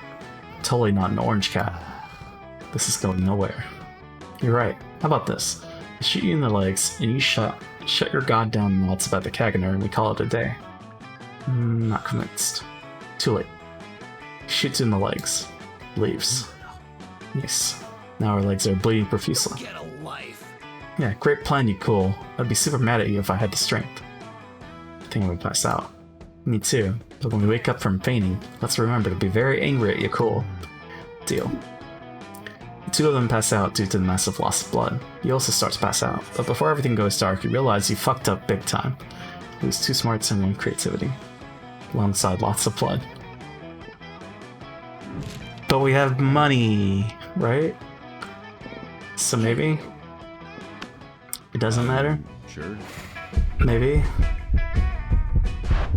Guess me go to the prom with you? What a shortcut to Lame Town. Reopening a MySpace account would be less harmful to my popularity than dating you. I think I just puked in my mouth. With you? Your failure made you so despised by society that you were exiled to the wilds, where you joined a pack of wolves. Still, you were so bad at social interaction that you also failed at getting a date for Wolf Prom. Why am I so bad?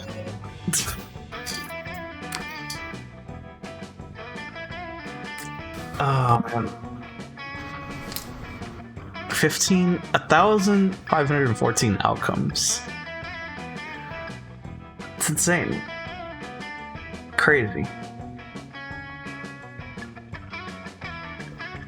I guess I'll drink some soda while the credits play. But yeah, one more run. Yeah, cool. Best at secret handshakes. Vera, best at this. I forgot we had the ending. Those 6 weeks were maybe the most epic and absurd weeks of our lives. After the Monster Prom, we kept on living our lives, falling in love, battling for friendship, and learning about who we were and who we could be. And you know what? Like it always does, life happened and it was wonderful. Vera founded and became captain of the Fear Leaders. They ruined the lives of many people. Damien loved fire to the very end. Unfortunately, that wasn't a super legal affair, and he ended up in prison for arson. Fortunately, prison was flammable. Liam owned his most admirable skill and got a job with it. He now designs Instagram filters. For those 6 weeks, the Monster Prom seemed larger than life. Then it was gone, just like that. The battle for Monster... It's like we need all the things. We need all the stats up. But maybe money upmost? The battle for Monster Prom might have ended then, but there were plenty of battles left in that war called youth. But once again, we were young and unafraid, and we were ready to start.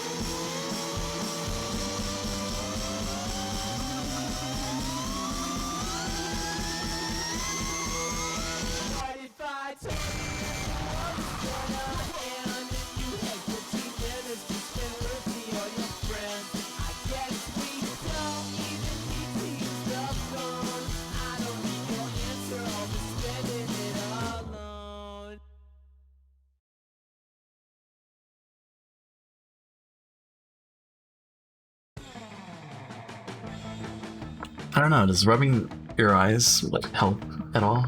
I don't know. More art. What do we get?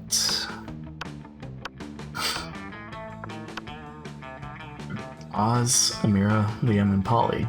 Fully colored concept art. What a Polly. Cool. It's only got 2 art from that. Damn. Alright. Final world for today. First turn. Full game. Oh. Excuse me. Very burpy today. Alright. Oh, it smells so bad. It's fine. Wasn't the dragon from Spirited Away, or not dragon, the guy, wasn't his name Hard? Let's go with Hard. Okay. I'm gonna skip. And we'll skip again. You get the chance to produce a movie. It's based on Instant Hit. She's the coolest mythological creature, Sphinx, who's super turned up and ready to party. And she raps all her riddles. She still kills you if you don't answer them correctly, but she raps up the riddles. The invisible hand of the free market. This weird creature I drew when I was 6, and which is clearly super derivative from other mythological creatures. But it's super cool and it's my OC and my spirit animal, okay? The free market. Okay. What would be the most appealing in a love partner? A big horn, taste for party, very tsundere personality, white eyes, sharp wits, soft fur. Tsundere, right? Yeah. Of course it's tsundere. It's always tsundere. Sure. I have 9 money. Wow. That's good. Let's go.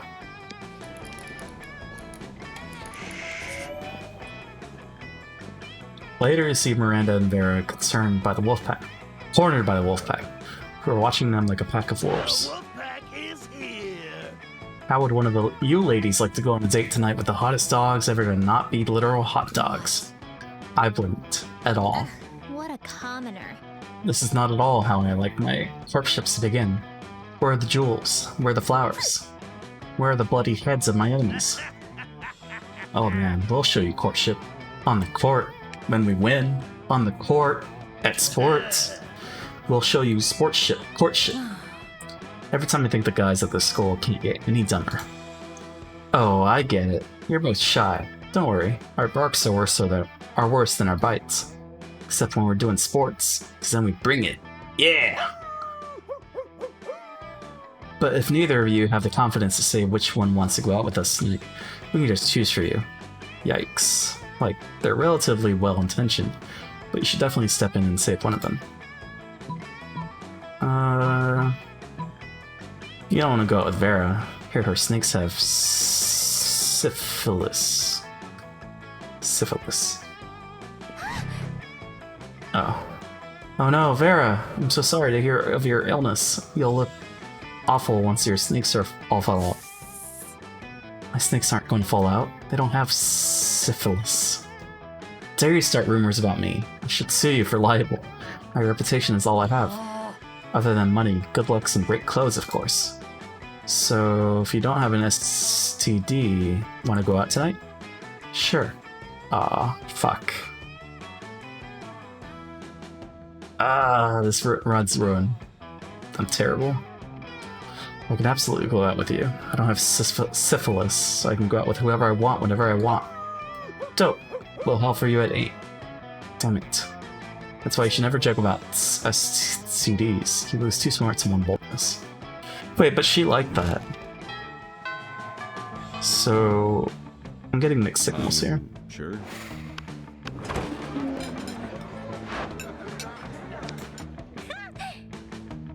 Okay, napkins.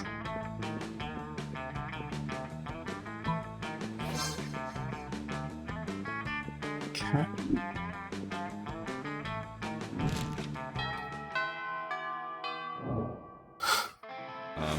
Sure. To the library. You keep going to the library until the shop appears there. See Miranda and Vera chatting away, their eyes gleaming the gleam of the scheme. Crowd Surfs isn't doing nearly as well as I thought it would. Oh, if it isn't Haru. Greetings, fellow classmate. Would you like to be a customer? Once upon a time, surfs were only for the rich and fabulous. Like Vera and myself. But now, thanks to our app, Crowd Surfs, you too can have your very own crowd-funded surf. The app is being generously funded by my royal family, who wish for everyone to experience the joys of royalty and get richer off of it. I think our business might be failing because the surfs are simply not of high enough quality to maintain customer interest. The surfs need to have more enthusiasm for their jobs. They need to recruit from the right locations. Don't be absurd. If there's one thing being royalty has taught me, and there's definitely more than one, it's that you can trick anyone into doing anything, as long as you give them the right incentives. But why not start with that easily manipulated in the first place? What do you think? Vera's right. Why not recruit people who want to be bossed around at a leather daddy convention? Oh, Yeah? not bad. Ooh, I like that quite a bit. Excuse me, but if there were conventions for daddies, I am quite sure I would know about them. My father is one of the most powerful dads I know, so if he was not invited, just stop there, Miranda. Trust me. How does this sound? Free lifetime of submission, dirty talk guaranteed, dress code, come as you are. Vera, with the help of a confused Miranda, goes to the next leather daddy convention in town. The next time you see Vera and Miranda, they seem much, much happier. These serfs we recruited are so enthusiastic to serve, almost inexplicably slow. And as an unexpected fringe benefit, all the serfs keep trying to one-up each other's uniforms. So I created a line of latex and leather wear that's making almost as much as crowd surfs in the first place. That has been quite It's a- pleasing. It's a win-win-win situation. And don't worry, Haru. I won't ask how you know so much about the fetish community. Yay! Setting with Vera also always makes her happy. And to show her appreciation, she gives you 2 money she earned and you gain 1 spots.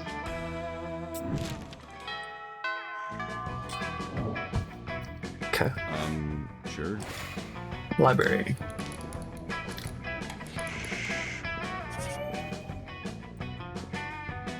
Afterwards, you discover you've been poisoned, and only Vera has the antidote. She knows this all the time. It's how she invites you to hang out. There. There you are. Thank you so much for coming. I'm embarking on a new criminal enterprise, and I need a consigliere. Uber for killing people. So wait, last time she didn't like it. She didn't like the free. It's viral marketing. You can do that? Great! You can use my private chemical weapons laboratory. And so, this is working better than I could have ever could have imagined. Demand for murder has gone through the roof since you released that virus. Sure, the side effects include vomiting, bloody tears, malactation, cobra feet, time dilation, rigor mortis, rectal teeth, renegade spleen, microaggressions, sudden tattoos, hair trauma, electrocution, and puffing. But it's well worth it for the profits I'm making in. Plus, I'm making a literal killing selling people the antidote for all these side effects. It's not actually an antidote, though. It's actually just heroin. Same difference. Did you know they used to give heroin to babies as a cough suppressant? Yeah, the real world is exactly as amoral as this video game. But whatever, you gain 2 creativity and 1 money. Is that true? That seems messed up. What? Okay, I'll taste it.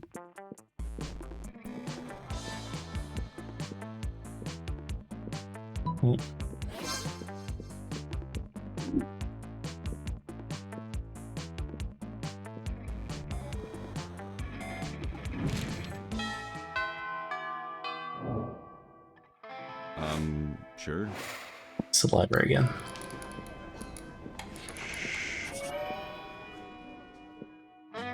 Without warning, Vera pulls you aside and hisses in your ear. Oh my god, the stalker's back. You follow her pointed finger and see a guy dressed in a white tape. So last time...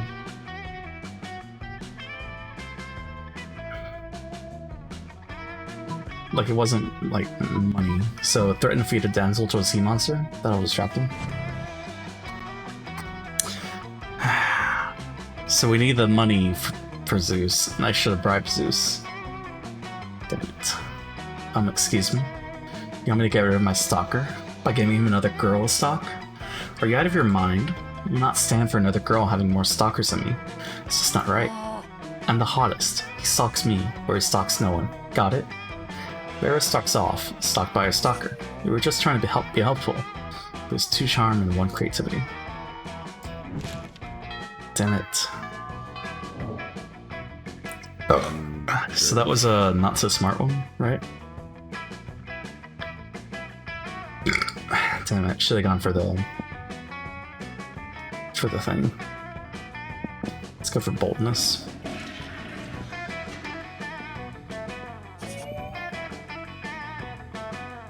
Between class periods, you discover a severed horse head in your locker. Has a note in its mouth telling you to meet Vera ASAP. So glad you've come. I have another crime problem which would benefit from your insight. Thanks to your input, murder has cornered the market in app-based assassinations, and yet, the other crime lords don't take me seriously. Just because I'm not a 40-year-old man with a scary scar, those sexist morons think this is just a phase for me. Since when did having a killer body and flawless skin disqualify a girl from life of crime? It's disgusting. How can I show these chauvinist goons what crime really means to me? Come on, think of something. You're my most trusted advisor.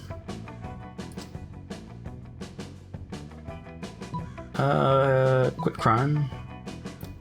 Quit crime. They'll come crawling back once they see how bad it is without you. Damn it. You know, if this advice was coming from anyone other than you, I'd ignore it. But you haven't been wrong yet. Fine. As of today, I'm quitting crime. Let the other bosses know. She'll be so pleased. A few days later, you're getting a manicure with Vera, and she gets a mobile notification and practically screams. Those punks! Gina the Ice Pick and Hungry Mark invited all the other crime lords to the beach for a barbecue. They're posting pictures on Instagram.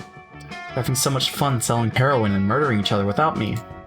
I wish I was there.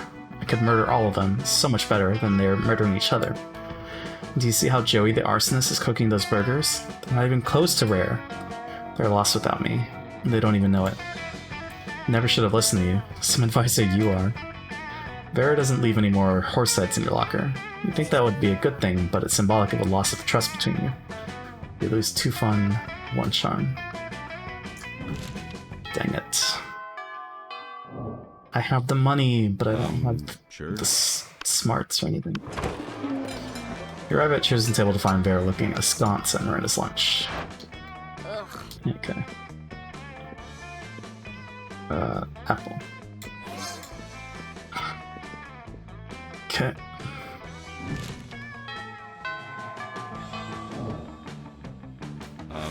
Sure. Let's go library. Show me that money. Let's get the tampon. See you later.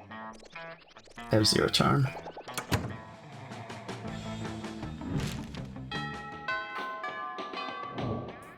There's no need to get charm. Sure.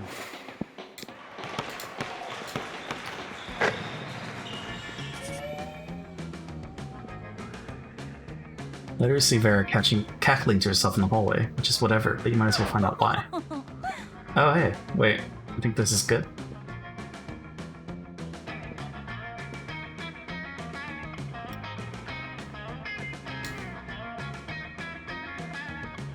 So we got the blood ritual.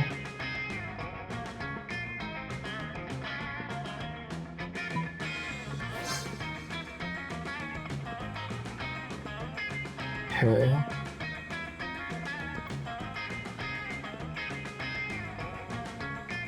Tongue of a goat and the earrings of an ancient goddess.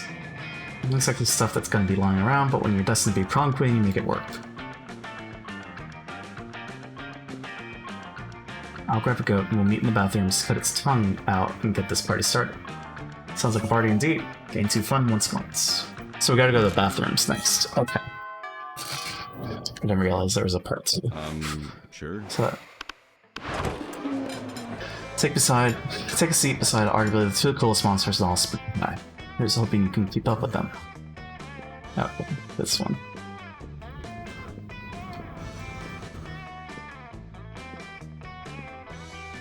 Is this the one about the souls? Yeah.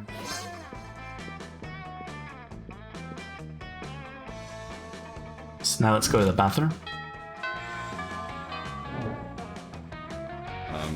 Oh my god, the bathroom's taken.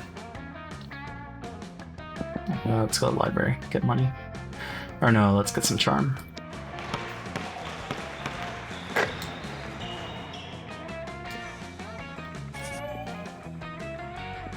See Vera looking at her phone. She's obviously pissed, so you decide to go talk to her. Not another dick pic. I mean, I know that's what you got to expect when you're looking as stunning as I do all the time. But still, not fond of dick pics. Not at all. I think this is the... Yeah, go for the burn. Sorry, but I'm having a hard time seeing anything. Does the phone have a zoom function? Maybe a microscope attachment? Oh, come on. So I need the smarts. Do you realize that's gonna make him send a more zoomed in picture of his dick, right? It's not what I want. I want less dicks, not higher resolution dicks. Give up. Not running a dick photo library here, jeez. What are you, dick pic apologist? Gross. It's two smarts, one charm. There's gotta be a way to win, right? Sure. With her. Let's go to bathrooms. 3 wild hyenas.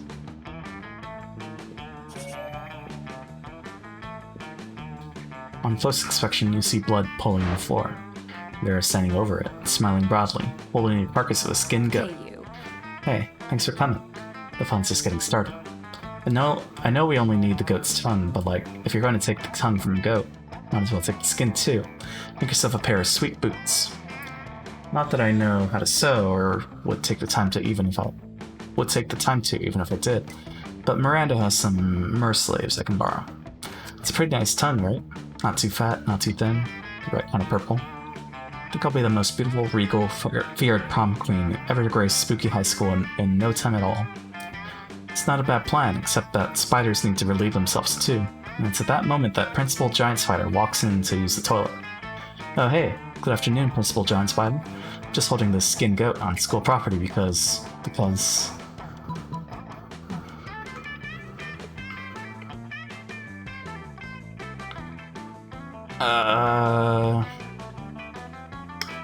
Do we abuse animals? No, right? Because this goat is a spy from a rival institution who was sent here to blow up the school. Principal Giant Spider's gasps. A rival institution? You think it was Pixie Prep High? We weren't sure, that's why we skinned the goat. We thought maybe it would have the name of the school written in its guts. Smart. Good call, good call. And did it? Asked Principal Giant Spider. Nope. Not that we saw. Make sure you check the stomach for Bezor, because sometimes school names are written there. We will absolutely check and get right back to you on that. Principal Giant Spider exits, shaking his head and mumbling something about those friggin' fairies. Nailed it! Now we just need to find those earrings and we'll be all set to be prom queen. And by we, I mean me and only me. But at least you'll have helped her in her ascent. That's gotta be worth some bonus points with her, right? Getting 2 creativity, 1 boldness. So where do we meet next, though? Also, she's not here. I guess the shop. What's up? Read this article on how money causes pocket cancer in the long run. You don't want to get pocket cancer. Quick, give me that dangerous money you have in your still healthy pockets. I guess the gift. Because this could increase our stats. Catch you later. Yeah, please. Well, we got a lot of creativity. A sock puppet. If you're a Soho roll, you have no friends. You can always make your own. Wow.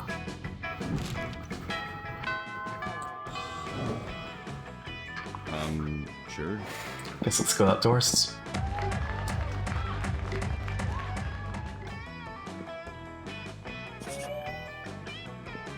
On the edge of the rave, you find Vera, punching some numbers on her phone's calculator app and frowning. Mediocre. It's official. Run the data, and it looks like I'm making approximately 0 monster dollars off this rave. With all these people getting turned in such a small space, you'd think it would be simple to financially exploit them. but my normally shrewd sense of opportunistic capitalism seems to have deserted me at the moment.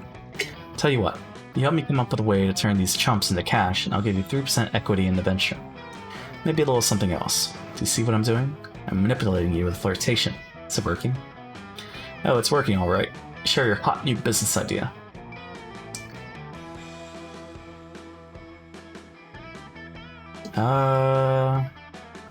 See that dance move they're all doing? Patent it. Which move? The Chupa Conga line? The Nosferatu step? Open Gremlin style? Whatever. I'll patent all three. When the rave breaks up, Vera's lawyers are waiting, ready to present bills to all the unfortunate dancers. Everybody's so messed up on good drugs that just pay the bills and go back to class. I mean, whatever, right? Spooky High School is in a good school district. The parents are all rich. Vera pays you your 3% equity and there's something extra. Turns out to be a special dispensation to do the Chupacanga line whenever you want. Gain 3 money. So what about the goddess, though? Sure. Auditorium, maybe? That day, while rehearsing for the class, it says the musics themselves. Okay. Hey, Haru, remember that one time at that one party where you explained to me in great detail your brilliant secrets of the business world? Holy shit, you do not. That doesn't sound like your area of expertise at all. Oh, shit, it's this one. Right, the Pokemon.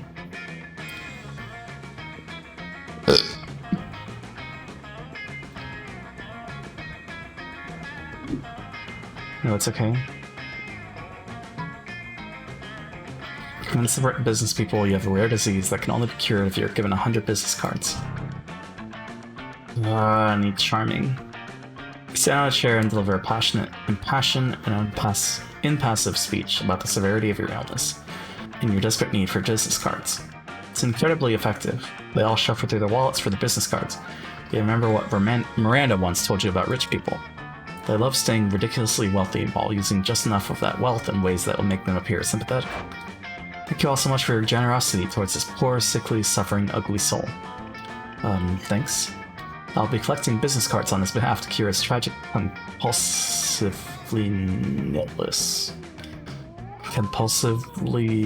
illness? Shouts a lizard person who is also a doctor. You can tell he's a doctor because he's wearing a lab coat and a stethoscope. This is always just regardless of circumstance. Yes, I've read about the old business card cure. The 100 cards must be blended to a paste to be administered linearly.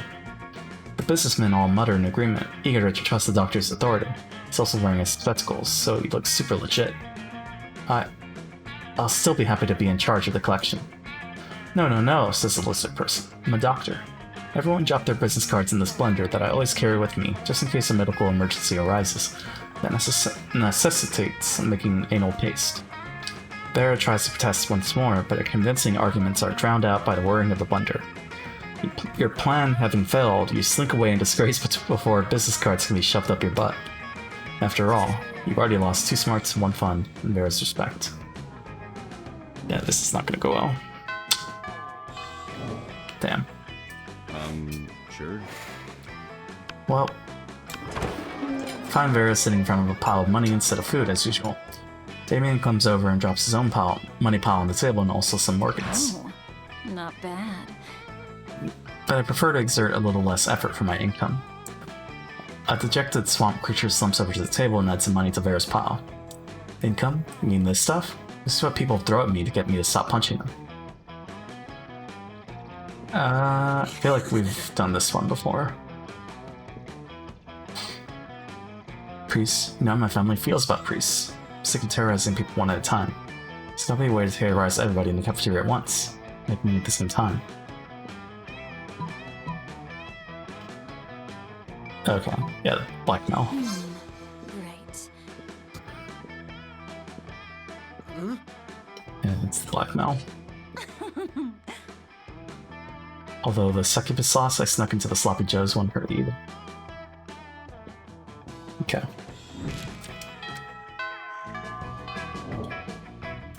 Alright, last thing. What do we level? Guess smarts. That day, you listen to your elders and learn valuable lessons. Sometimes, after all the monster nonsense and the dating gimmicks, getting too smarts. Vera runs up to you, eyes blazing, teeth gleaming. You will never even believe this shit.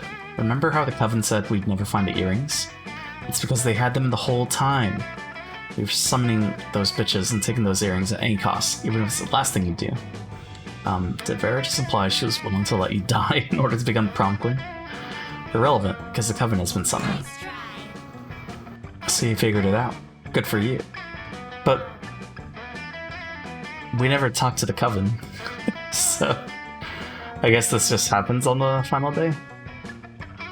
Good for you. Now give up, because you're never getting them. Ha! That's what Miranda said about the seed opal ring her dead grandmother gave her. But look what I'm wearing right now. How do any of you have friends? It's baffling. You're horrible, horrible people. I mean, they're not wrong, but there must be some way to get them to fork over the earrings so you can complete the ritual.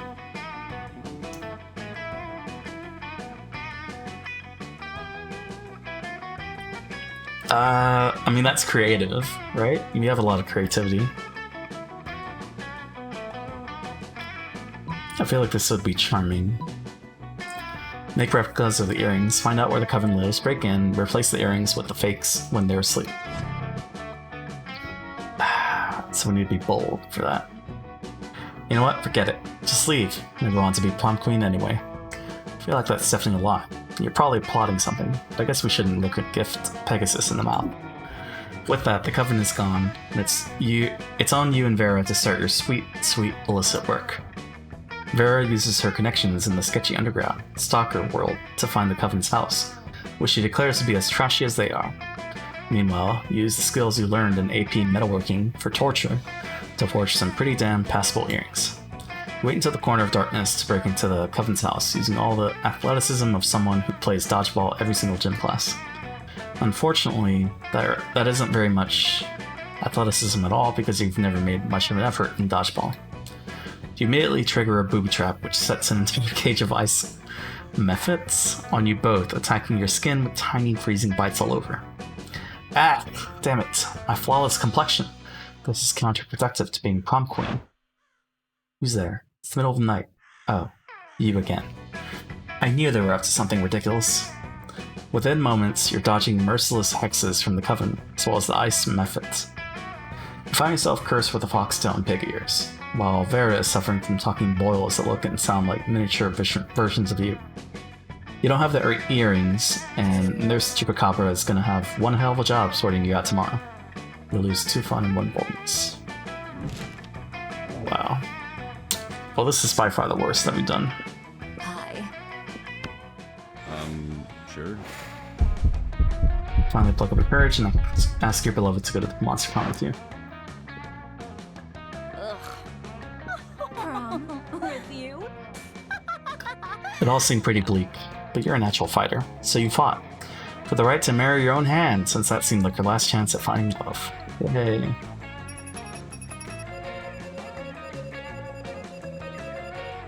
Man, we're getting less and less new events because we're just doing this one route.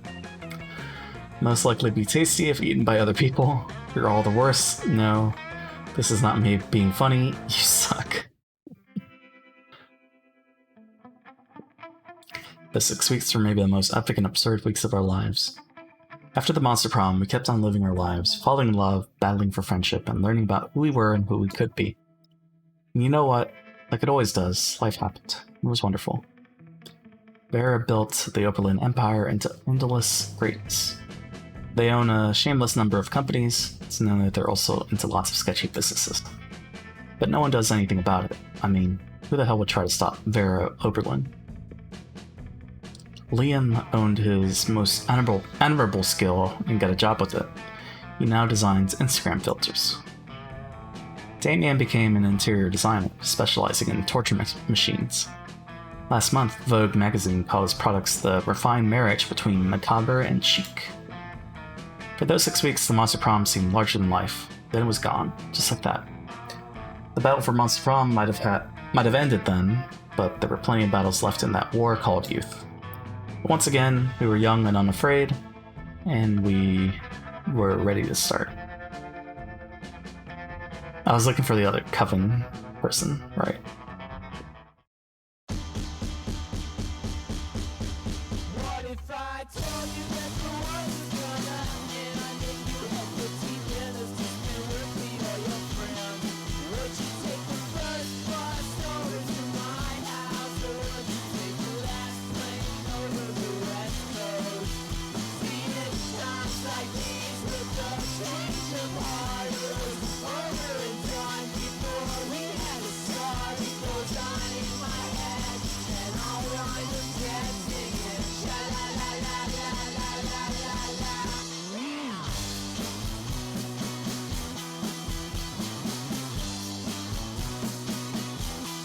What if all the stars came crashing through the ground, and explosions of fire started happening all around? Would you believe me and come home or sit back, let it be? I can't do this by myself.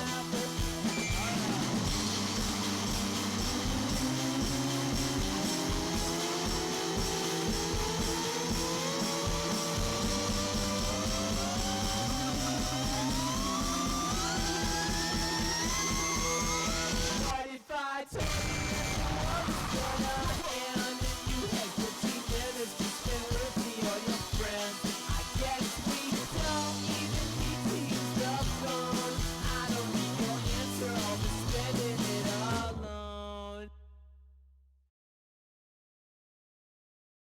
So technically, we did 3 runs in 2 hours instead of 3 runs in 3 hours. So I feel like we can do one 30-minute run before I gotta head out. So let's try.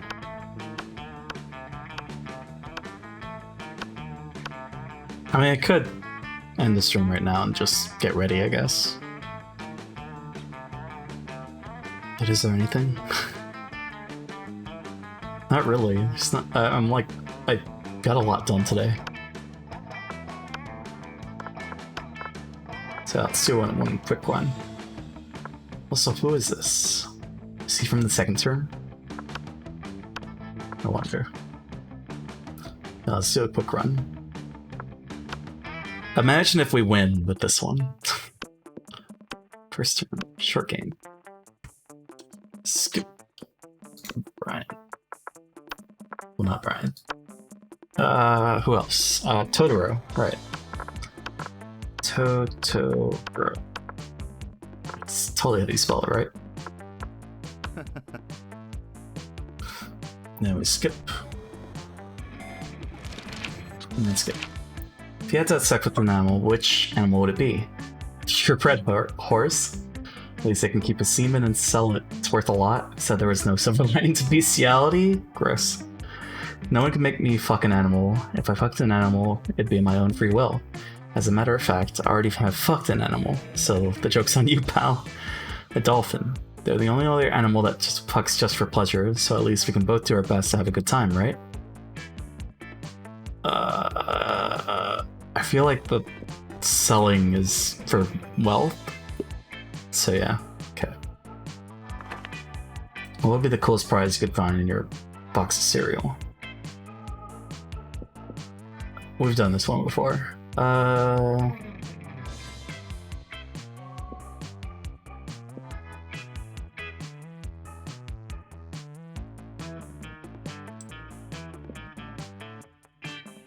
Maybe the nutritious breakfast option. Yeah. What would be a killer accessory? Oh, this is new. Fancy brass knuckles, coolness itself, a fabulous purse made from the skin of your worst enemy, necklace with your own name, in case you forget, sunglasses at night, shiny armor.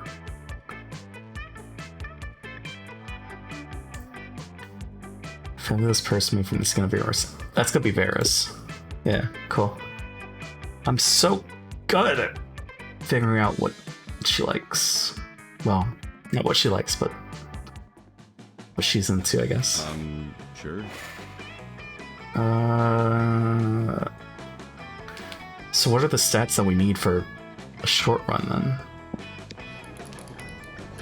That day, you spent some time in the library PCs managing your start kicker. Okay. Catch sight of Liam and Vera nearby, doing what they do best, judging people. Pathetic. Do you see the leggings that Succubus is wearing? How could I not? They're about as subtle as the didactic intent of Jonathan Swift's immodest proposal. You know, Liam, sometimes I worry that we're the only two fashionable monsters at this entire school. But then I realized that's not something to worry about. That's something to feel smugly superior about. I could have put it only slightly better myself. Now, focus, Vera. I've got so many more outfits to critique. No way to avoid it. You're about to walk right past them. Quick, improvise a fashion accessory that'll actually impress them.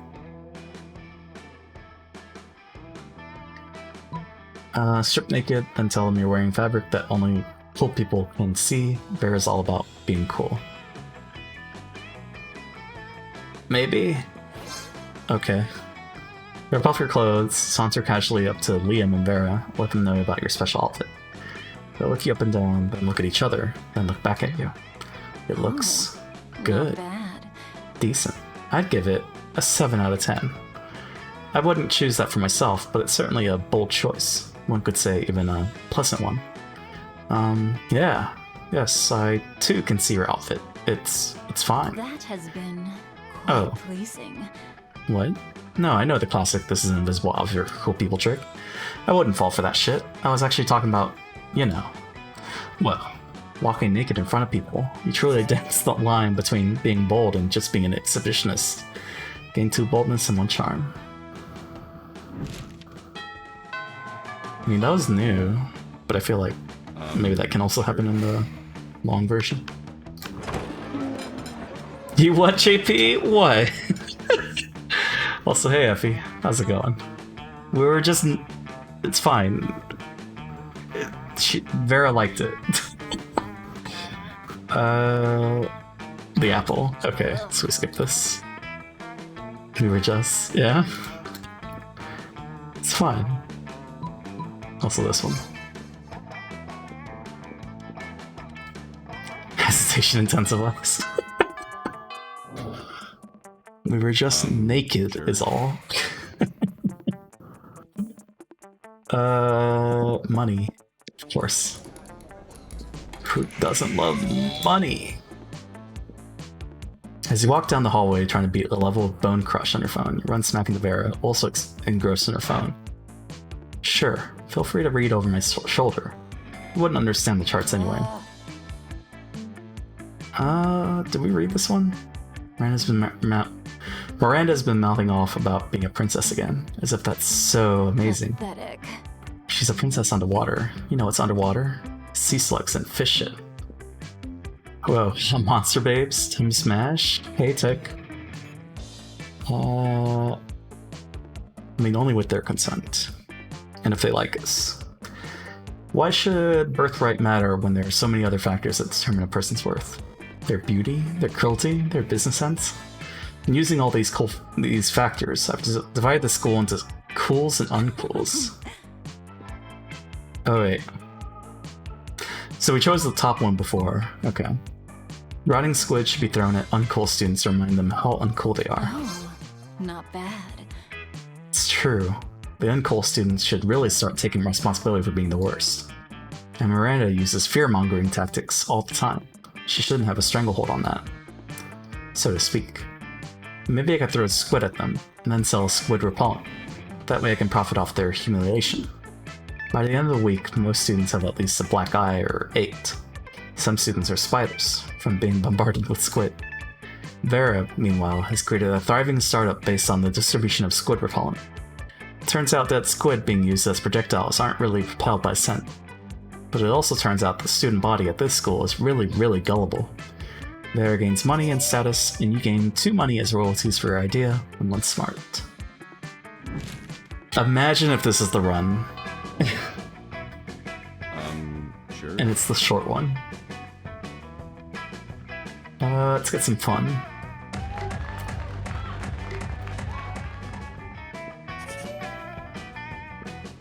You're all set to enjoy some sun when all of a sudden the sun disappears. You don't mind too much, the darkness suits you, but Polly and Vera are pissed. Who extinguished the sun? Why didn't they ask my permission first? Yeah, we already have like 10 hours of night every night. We don't need night during the day.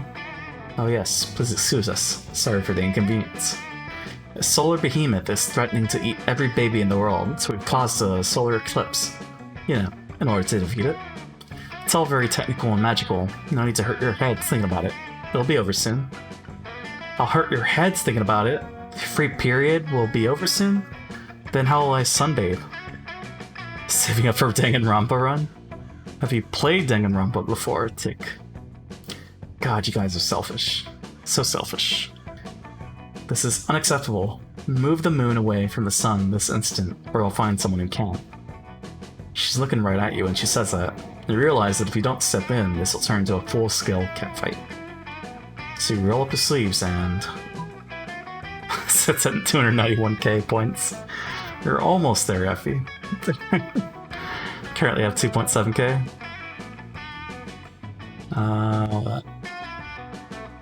To make a hole through the moon, we're gonna call Koro-sensei. Follow H. Oh yeah. 1 year, 3 months, 7 days. But he did redeem like 99k at one point, right? Or is it twice? No, it was just once, right? So would have been even more. Follow age. 6 months, 30 days. Damn. I didn't realize that was that long. Half a year, Tick. How's it going? I'm gonna choose the top one because it reminds me of Koro-sensei. Bribe your contacts in military intelligence to nuke a hole through the moon. Oh my god, that worked. Through careful application of illicit funds, you convince some very important people to nuke the crap out of the moon. It goes from a solid ball of boring gray rock to a cool stone donut in minutes. The sun streams down through the hole in the moon, bright as day, which it is. Yes, now you can get my tan on. I mean, I really can't get a tan because I'm a ghost, but that's not the point. Yes, well done. I admire your connections, your funding, and your total disregard for the moon. You fools! You've doomed us! How will we stop the solar behemoth? Try screaming about it more. Maybe that'll help. Out of all the monsters, which is the hottest babe in your opinion? Currently, Vera. Currently Vera, which is the Medusa Gorgon lady. It doesn't, but you don't care. You're too busy receiving a Nobel Prize for instigating mass nuclear disarmament. Gain 2 boldness and 1 charm. Who? Vera, the Medusa. Sure. She'll be on screen in a second. Vera's about to lift a glass of scotch for mentally. Oh, okay. What? This one. One on the left. So we already did this one. Oh. Pretend to be poisoned. Do you have a thing for snakes? No. Don't tell anyone. Gosh. What's up, Effie? Stop vomiting now? Okay. Would you happen to know why Hades is trending? No way. Is it? But also, here you go. This is why we don't see Ariadne in Hades.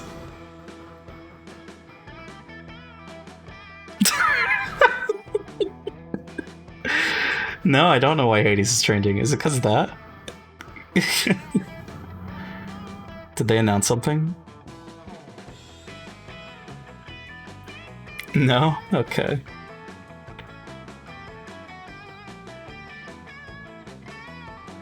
I'm curious. Wait, where is it trending?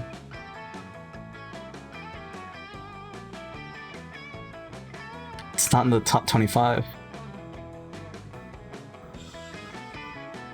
That's weird. Or at least for the United States, I guess. Huh. That was the first post. You click on the hashtag. There's a lot of Hades fan art. Huh. Wonder. So now it's Route 2. Um, You know when your leg like dips? No, but go on. What do you mean? Say Juan, the magical Latino cat. No, like that one feeling. That one feeling. Like, why does it dip? When you're on the toilet for so long? Oh, when it's numb. Yeah, I know. Yeah. You ask you to stop, but you don't. You laugh so hard at him that you somehow steal +2 from him. Hooray! It just loses feeling. You're enjoying one of your high school famed raves because, duh, that's the kind of thing that happens at high school, right? You look across the way and notice that Vera is making eye contact with you. Granted, there's a chance that she's trying to turn you to stone, but it actually seems like it might be a positive. It's at that moment there's an interdimensional rift opens up, and out pops the interdimensional prince. Greetings, my loves. Greetings, students of Spooky High. I'm honored to attend your schoolyard rave. Isn't that weird prince who's always crashing our events? Why is he like this? As royalty, doesn't he have anything better to do? Why am I here? Why, what a foolish question, my lady love. I'm here at your invitation. I'm gonna go with no way in hell did I invite you. JP's monster waifu? She's here. Also, why is Automod acting up? Also, what time is it? 14 minutes, oh my god. Running out of time. But my beautiful stony-faced snake-haired angel, I have your invite right here, tucked inside my suit, close to my heart. The interdimensional prince pulls out an invitation with a flourish and hands it to Vera. First of all, we don't send out invites to these things, they happen randomly. Second of all, this is clearly a forgery. You pierced me to my very core! How could you say such a thing? To start with, you spelled Vera and Overland wrong. Also, it's written on stationery that says, from the desk of the interdimensional prince.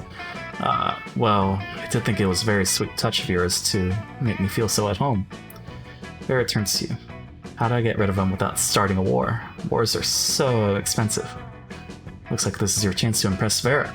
Turn to the interdimensional prince and say, Hey JP, what's up, Effie? Yeah, we never did this one. What do you call it when you mix alcohol and American literature? A good time? No, I don't know. What do you call it? Tequila Mockingbird. Beautiful.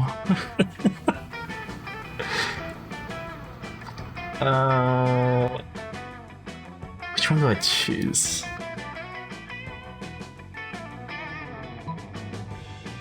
Alternate?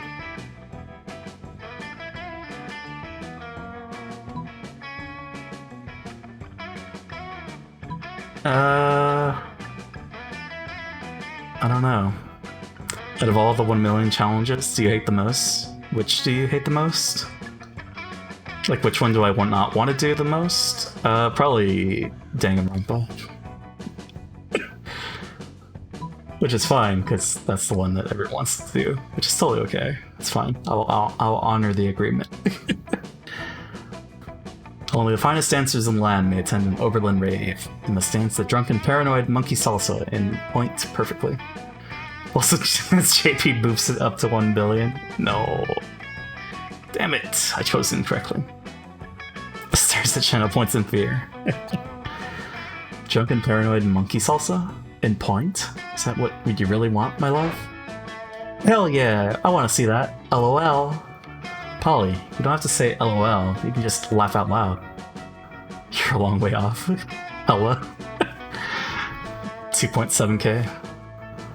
Well, no one shall be laughing, out loud or otherwise, at me, as I win my place in this rave. And in your heart. Through the greatest performance ever seen at a somehow school-sanctioned rave. You did say end point, did you not? The prince reaches into his suit and pulls out a pair of toe shoes. Wait, what? Are the royalty in your world not all highly trained in ballet and keep pointy? I don't know. Pointy shoes on them at all time. What a foolish dimension.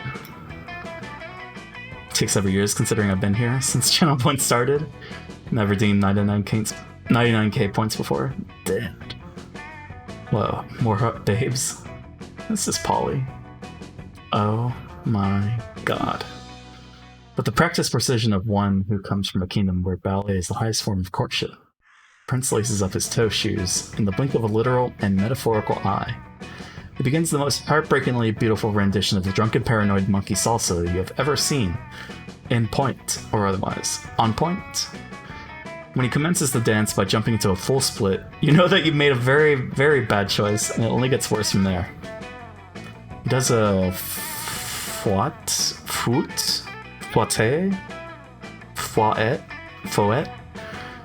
sot frappuccino temps leave.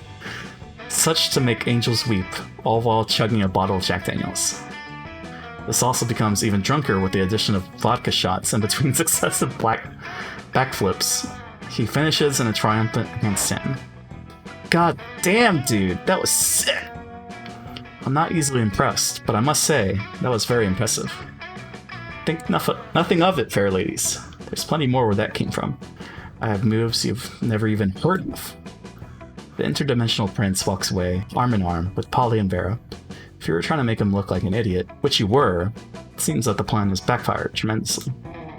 The prince gains Polly and Vera's admiration, while you tragically lose 2 charm, 1 fun. I don't think we're gonna win this. After that, Sure. we just lost. Let's go to oh. Yeah, let's go outdoors.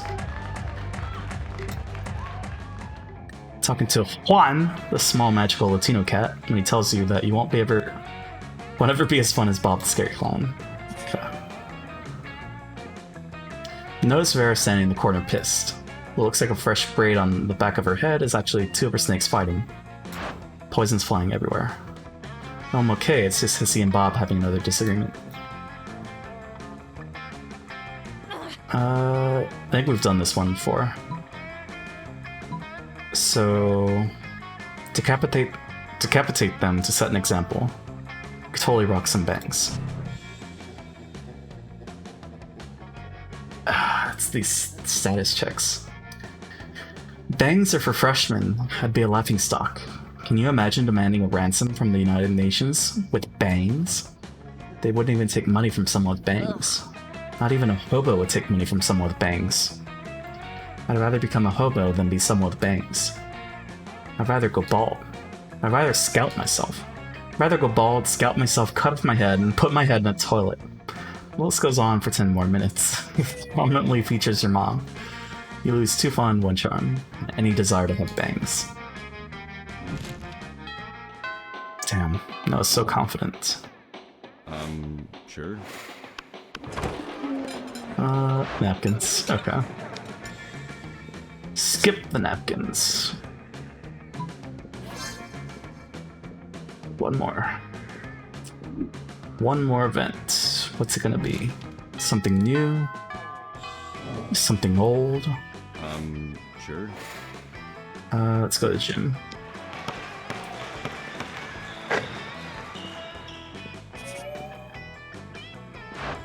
Hey, Totoro. Remember that one time at that party we were explaining to me in great detail your brilliant secrets of the business world? Oh, wait. Wait, but this is the... Wait, but... How does that work?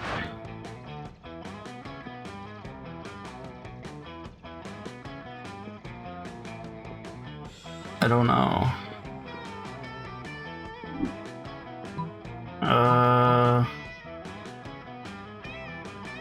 Do we need boldness for this or smarts?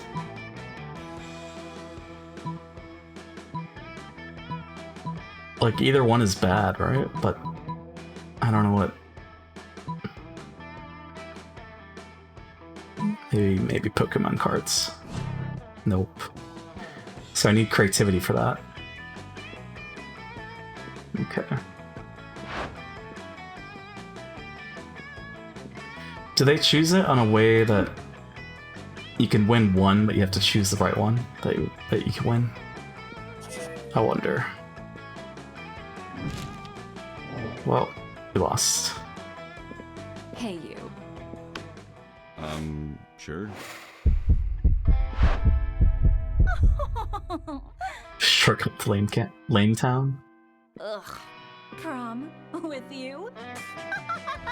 Wait, this is new.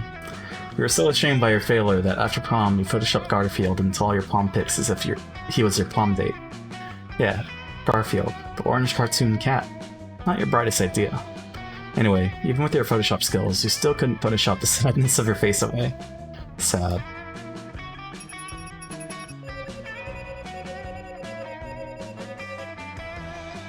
Best at impersonating a plate of spaghetti. Best at being disappointed. How many runs is that now? Was that 3? No, we did 2 this morning, right? So 2 plus 4, 6. Those 3 weeks were maybe the most epic and absurd weeks of our lives. After the Monster Prom, we kept on living our lives, falling in love, battling for friendship, and learning about who we were and who we could be. And you know what? Like it always does, life happened. It was wonderful. Vera kept being fierce, strong, and stunning. Some haters once said adult life would put that mean bitch in her place. But you know what? Vera ended up making adult life her own bitch. Miranda used her vast knowledge of surfs to get a job handpicking the best surfs for other people. Unsurprisingly, she ended up leaving her surfs to do the work. Polly graduated from doing lots of ayahuasca, and now she appears to hallucinating people and acts as their spirit animal. For those 3 weeks, the Monster Prom seemed larger than life, then it was gone, just like that. The battle for Monster Prom might have ended then, but there were plenty of battles left in that war called youth. But once again, we were young and unafraid, and we were ready to start. What if I told you that the world was gonna end? I knew you had 15 minutes to spend with me or your friends. Would you take the first bus over to my house, or would you take the last plane over the West Coast?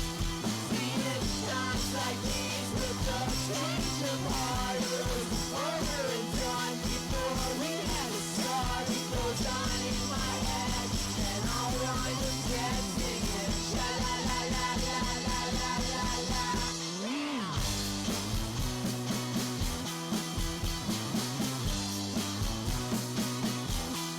What if all the stars came crashing through the ground and explosions of fire started happening all around?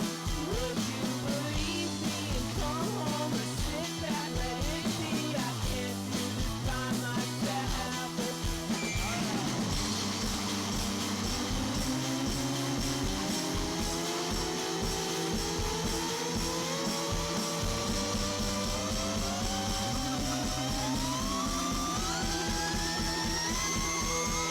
What if I told you that the world was gonna end if you had 15 minutes to spend with me or your friends? I guess we don't even need to use the phone. I don't need your answer, I'll be spending it alone. Still enjoy that song.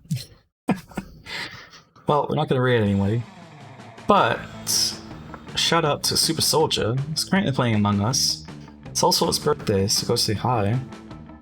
And there's also Jimmy Jam 100 playing some Pokemon, Nuzlocke. So go say hi. 2 new gallery items? What did we get? What did we see? Oh. Liam and Polly concept. That's a cool Miranda. Man, 6 tries and no success. It's fine. I thought we were close one time, but... Well, we were also close that last run, but I messed it up. New events! What was I supposed to choose? But anyways, I'm gonna go watch Ping Pong the animation in the Discord, so if anyone's interested, feel free. It'll be fun. But yeah, thanks for tuning in. I'll be back tomorrow. Oh no! Oh wait, it's you. Super! I was about to leave. But happy birthday, Super! Appreciate it.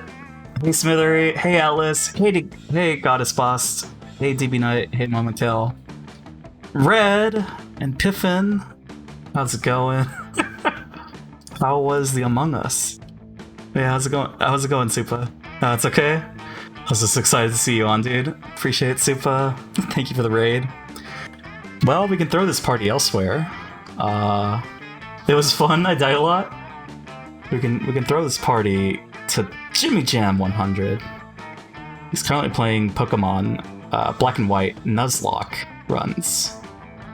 So maybe you can get a Pokemon named after yourself in his run.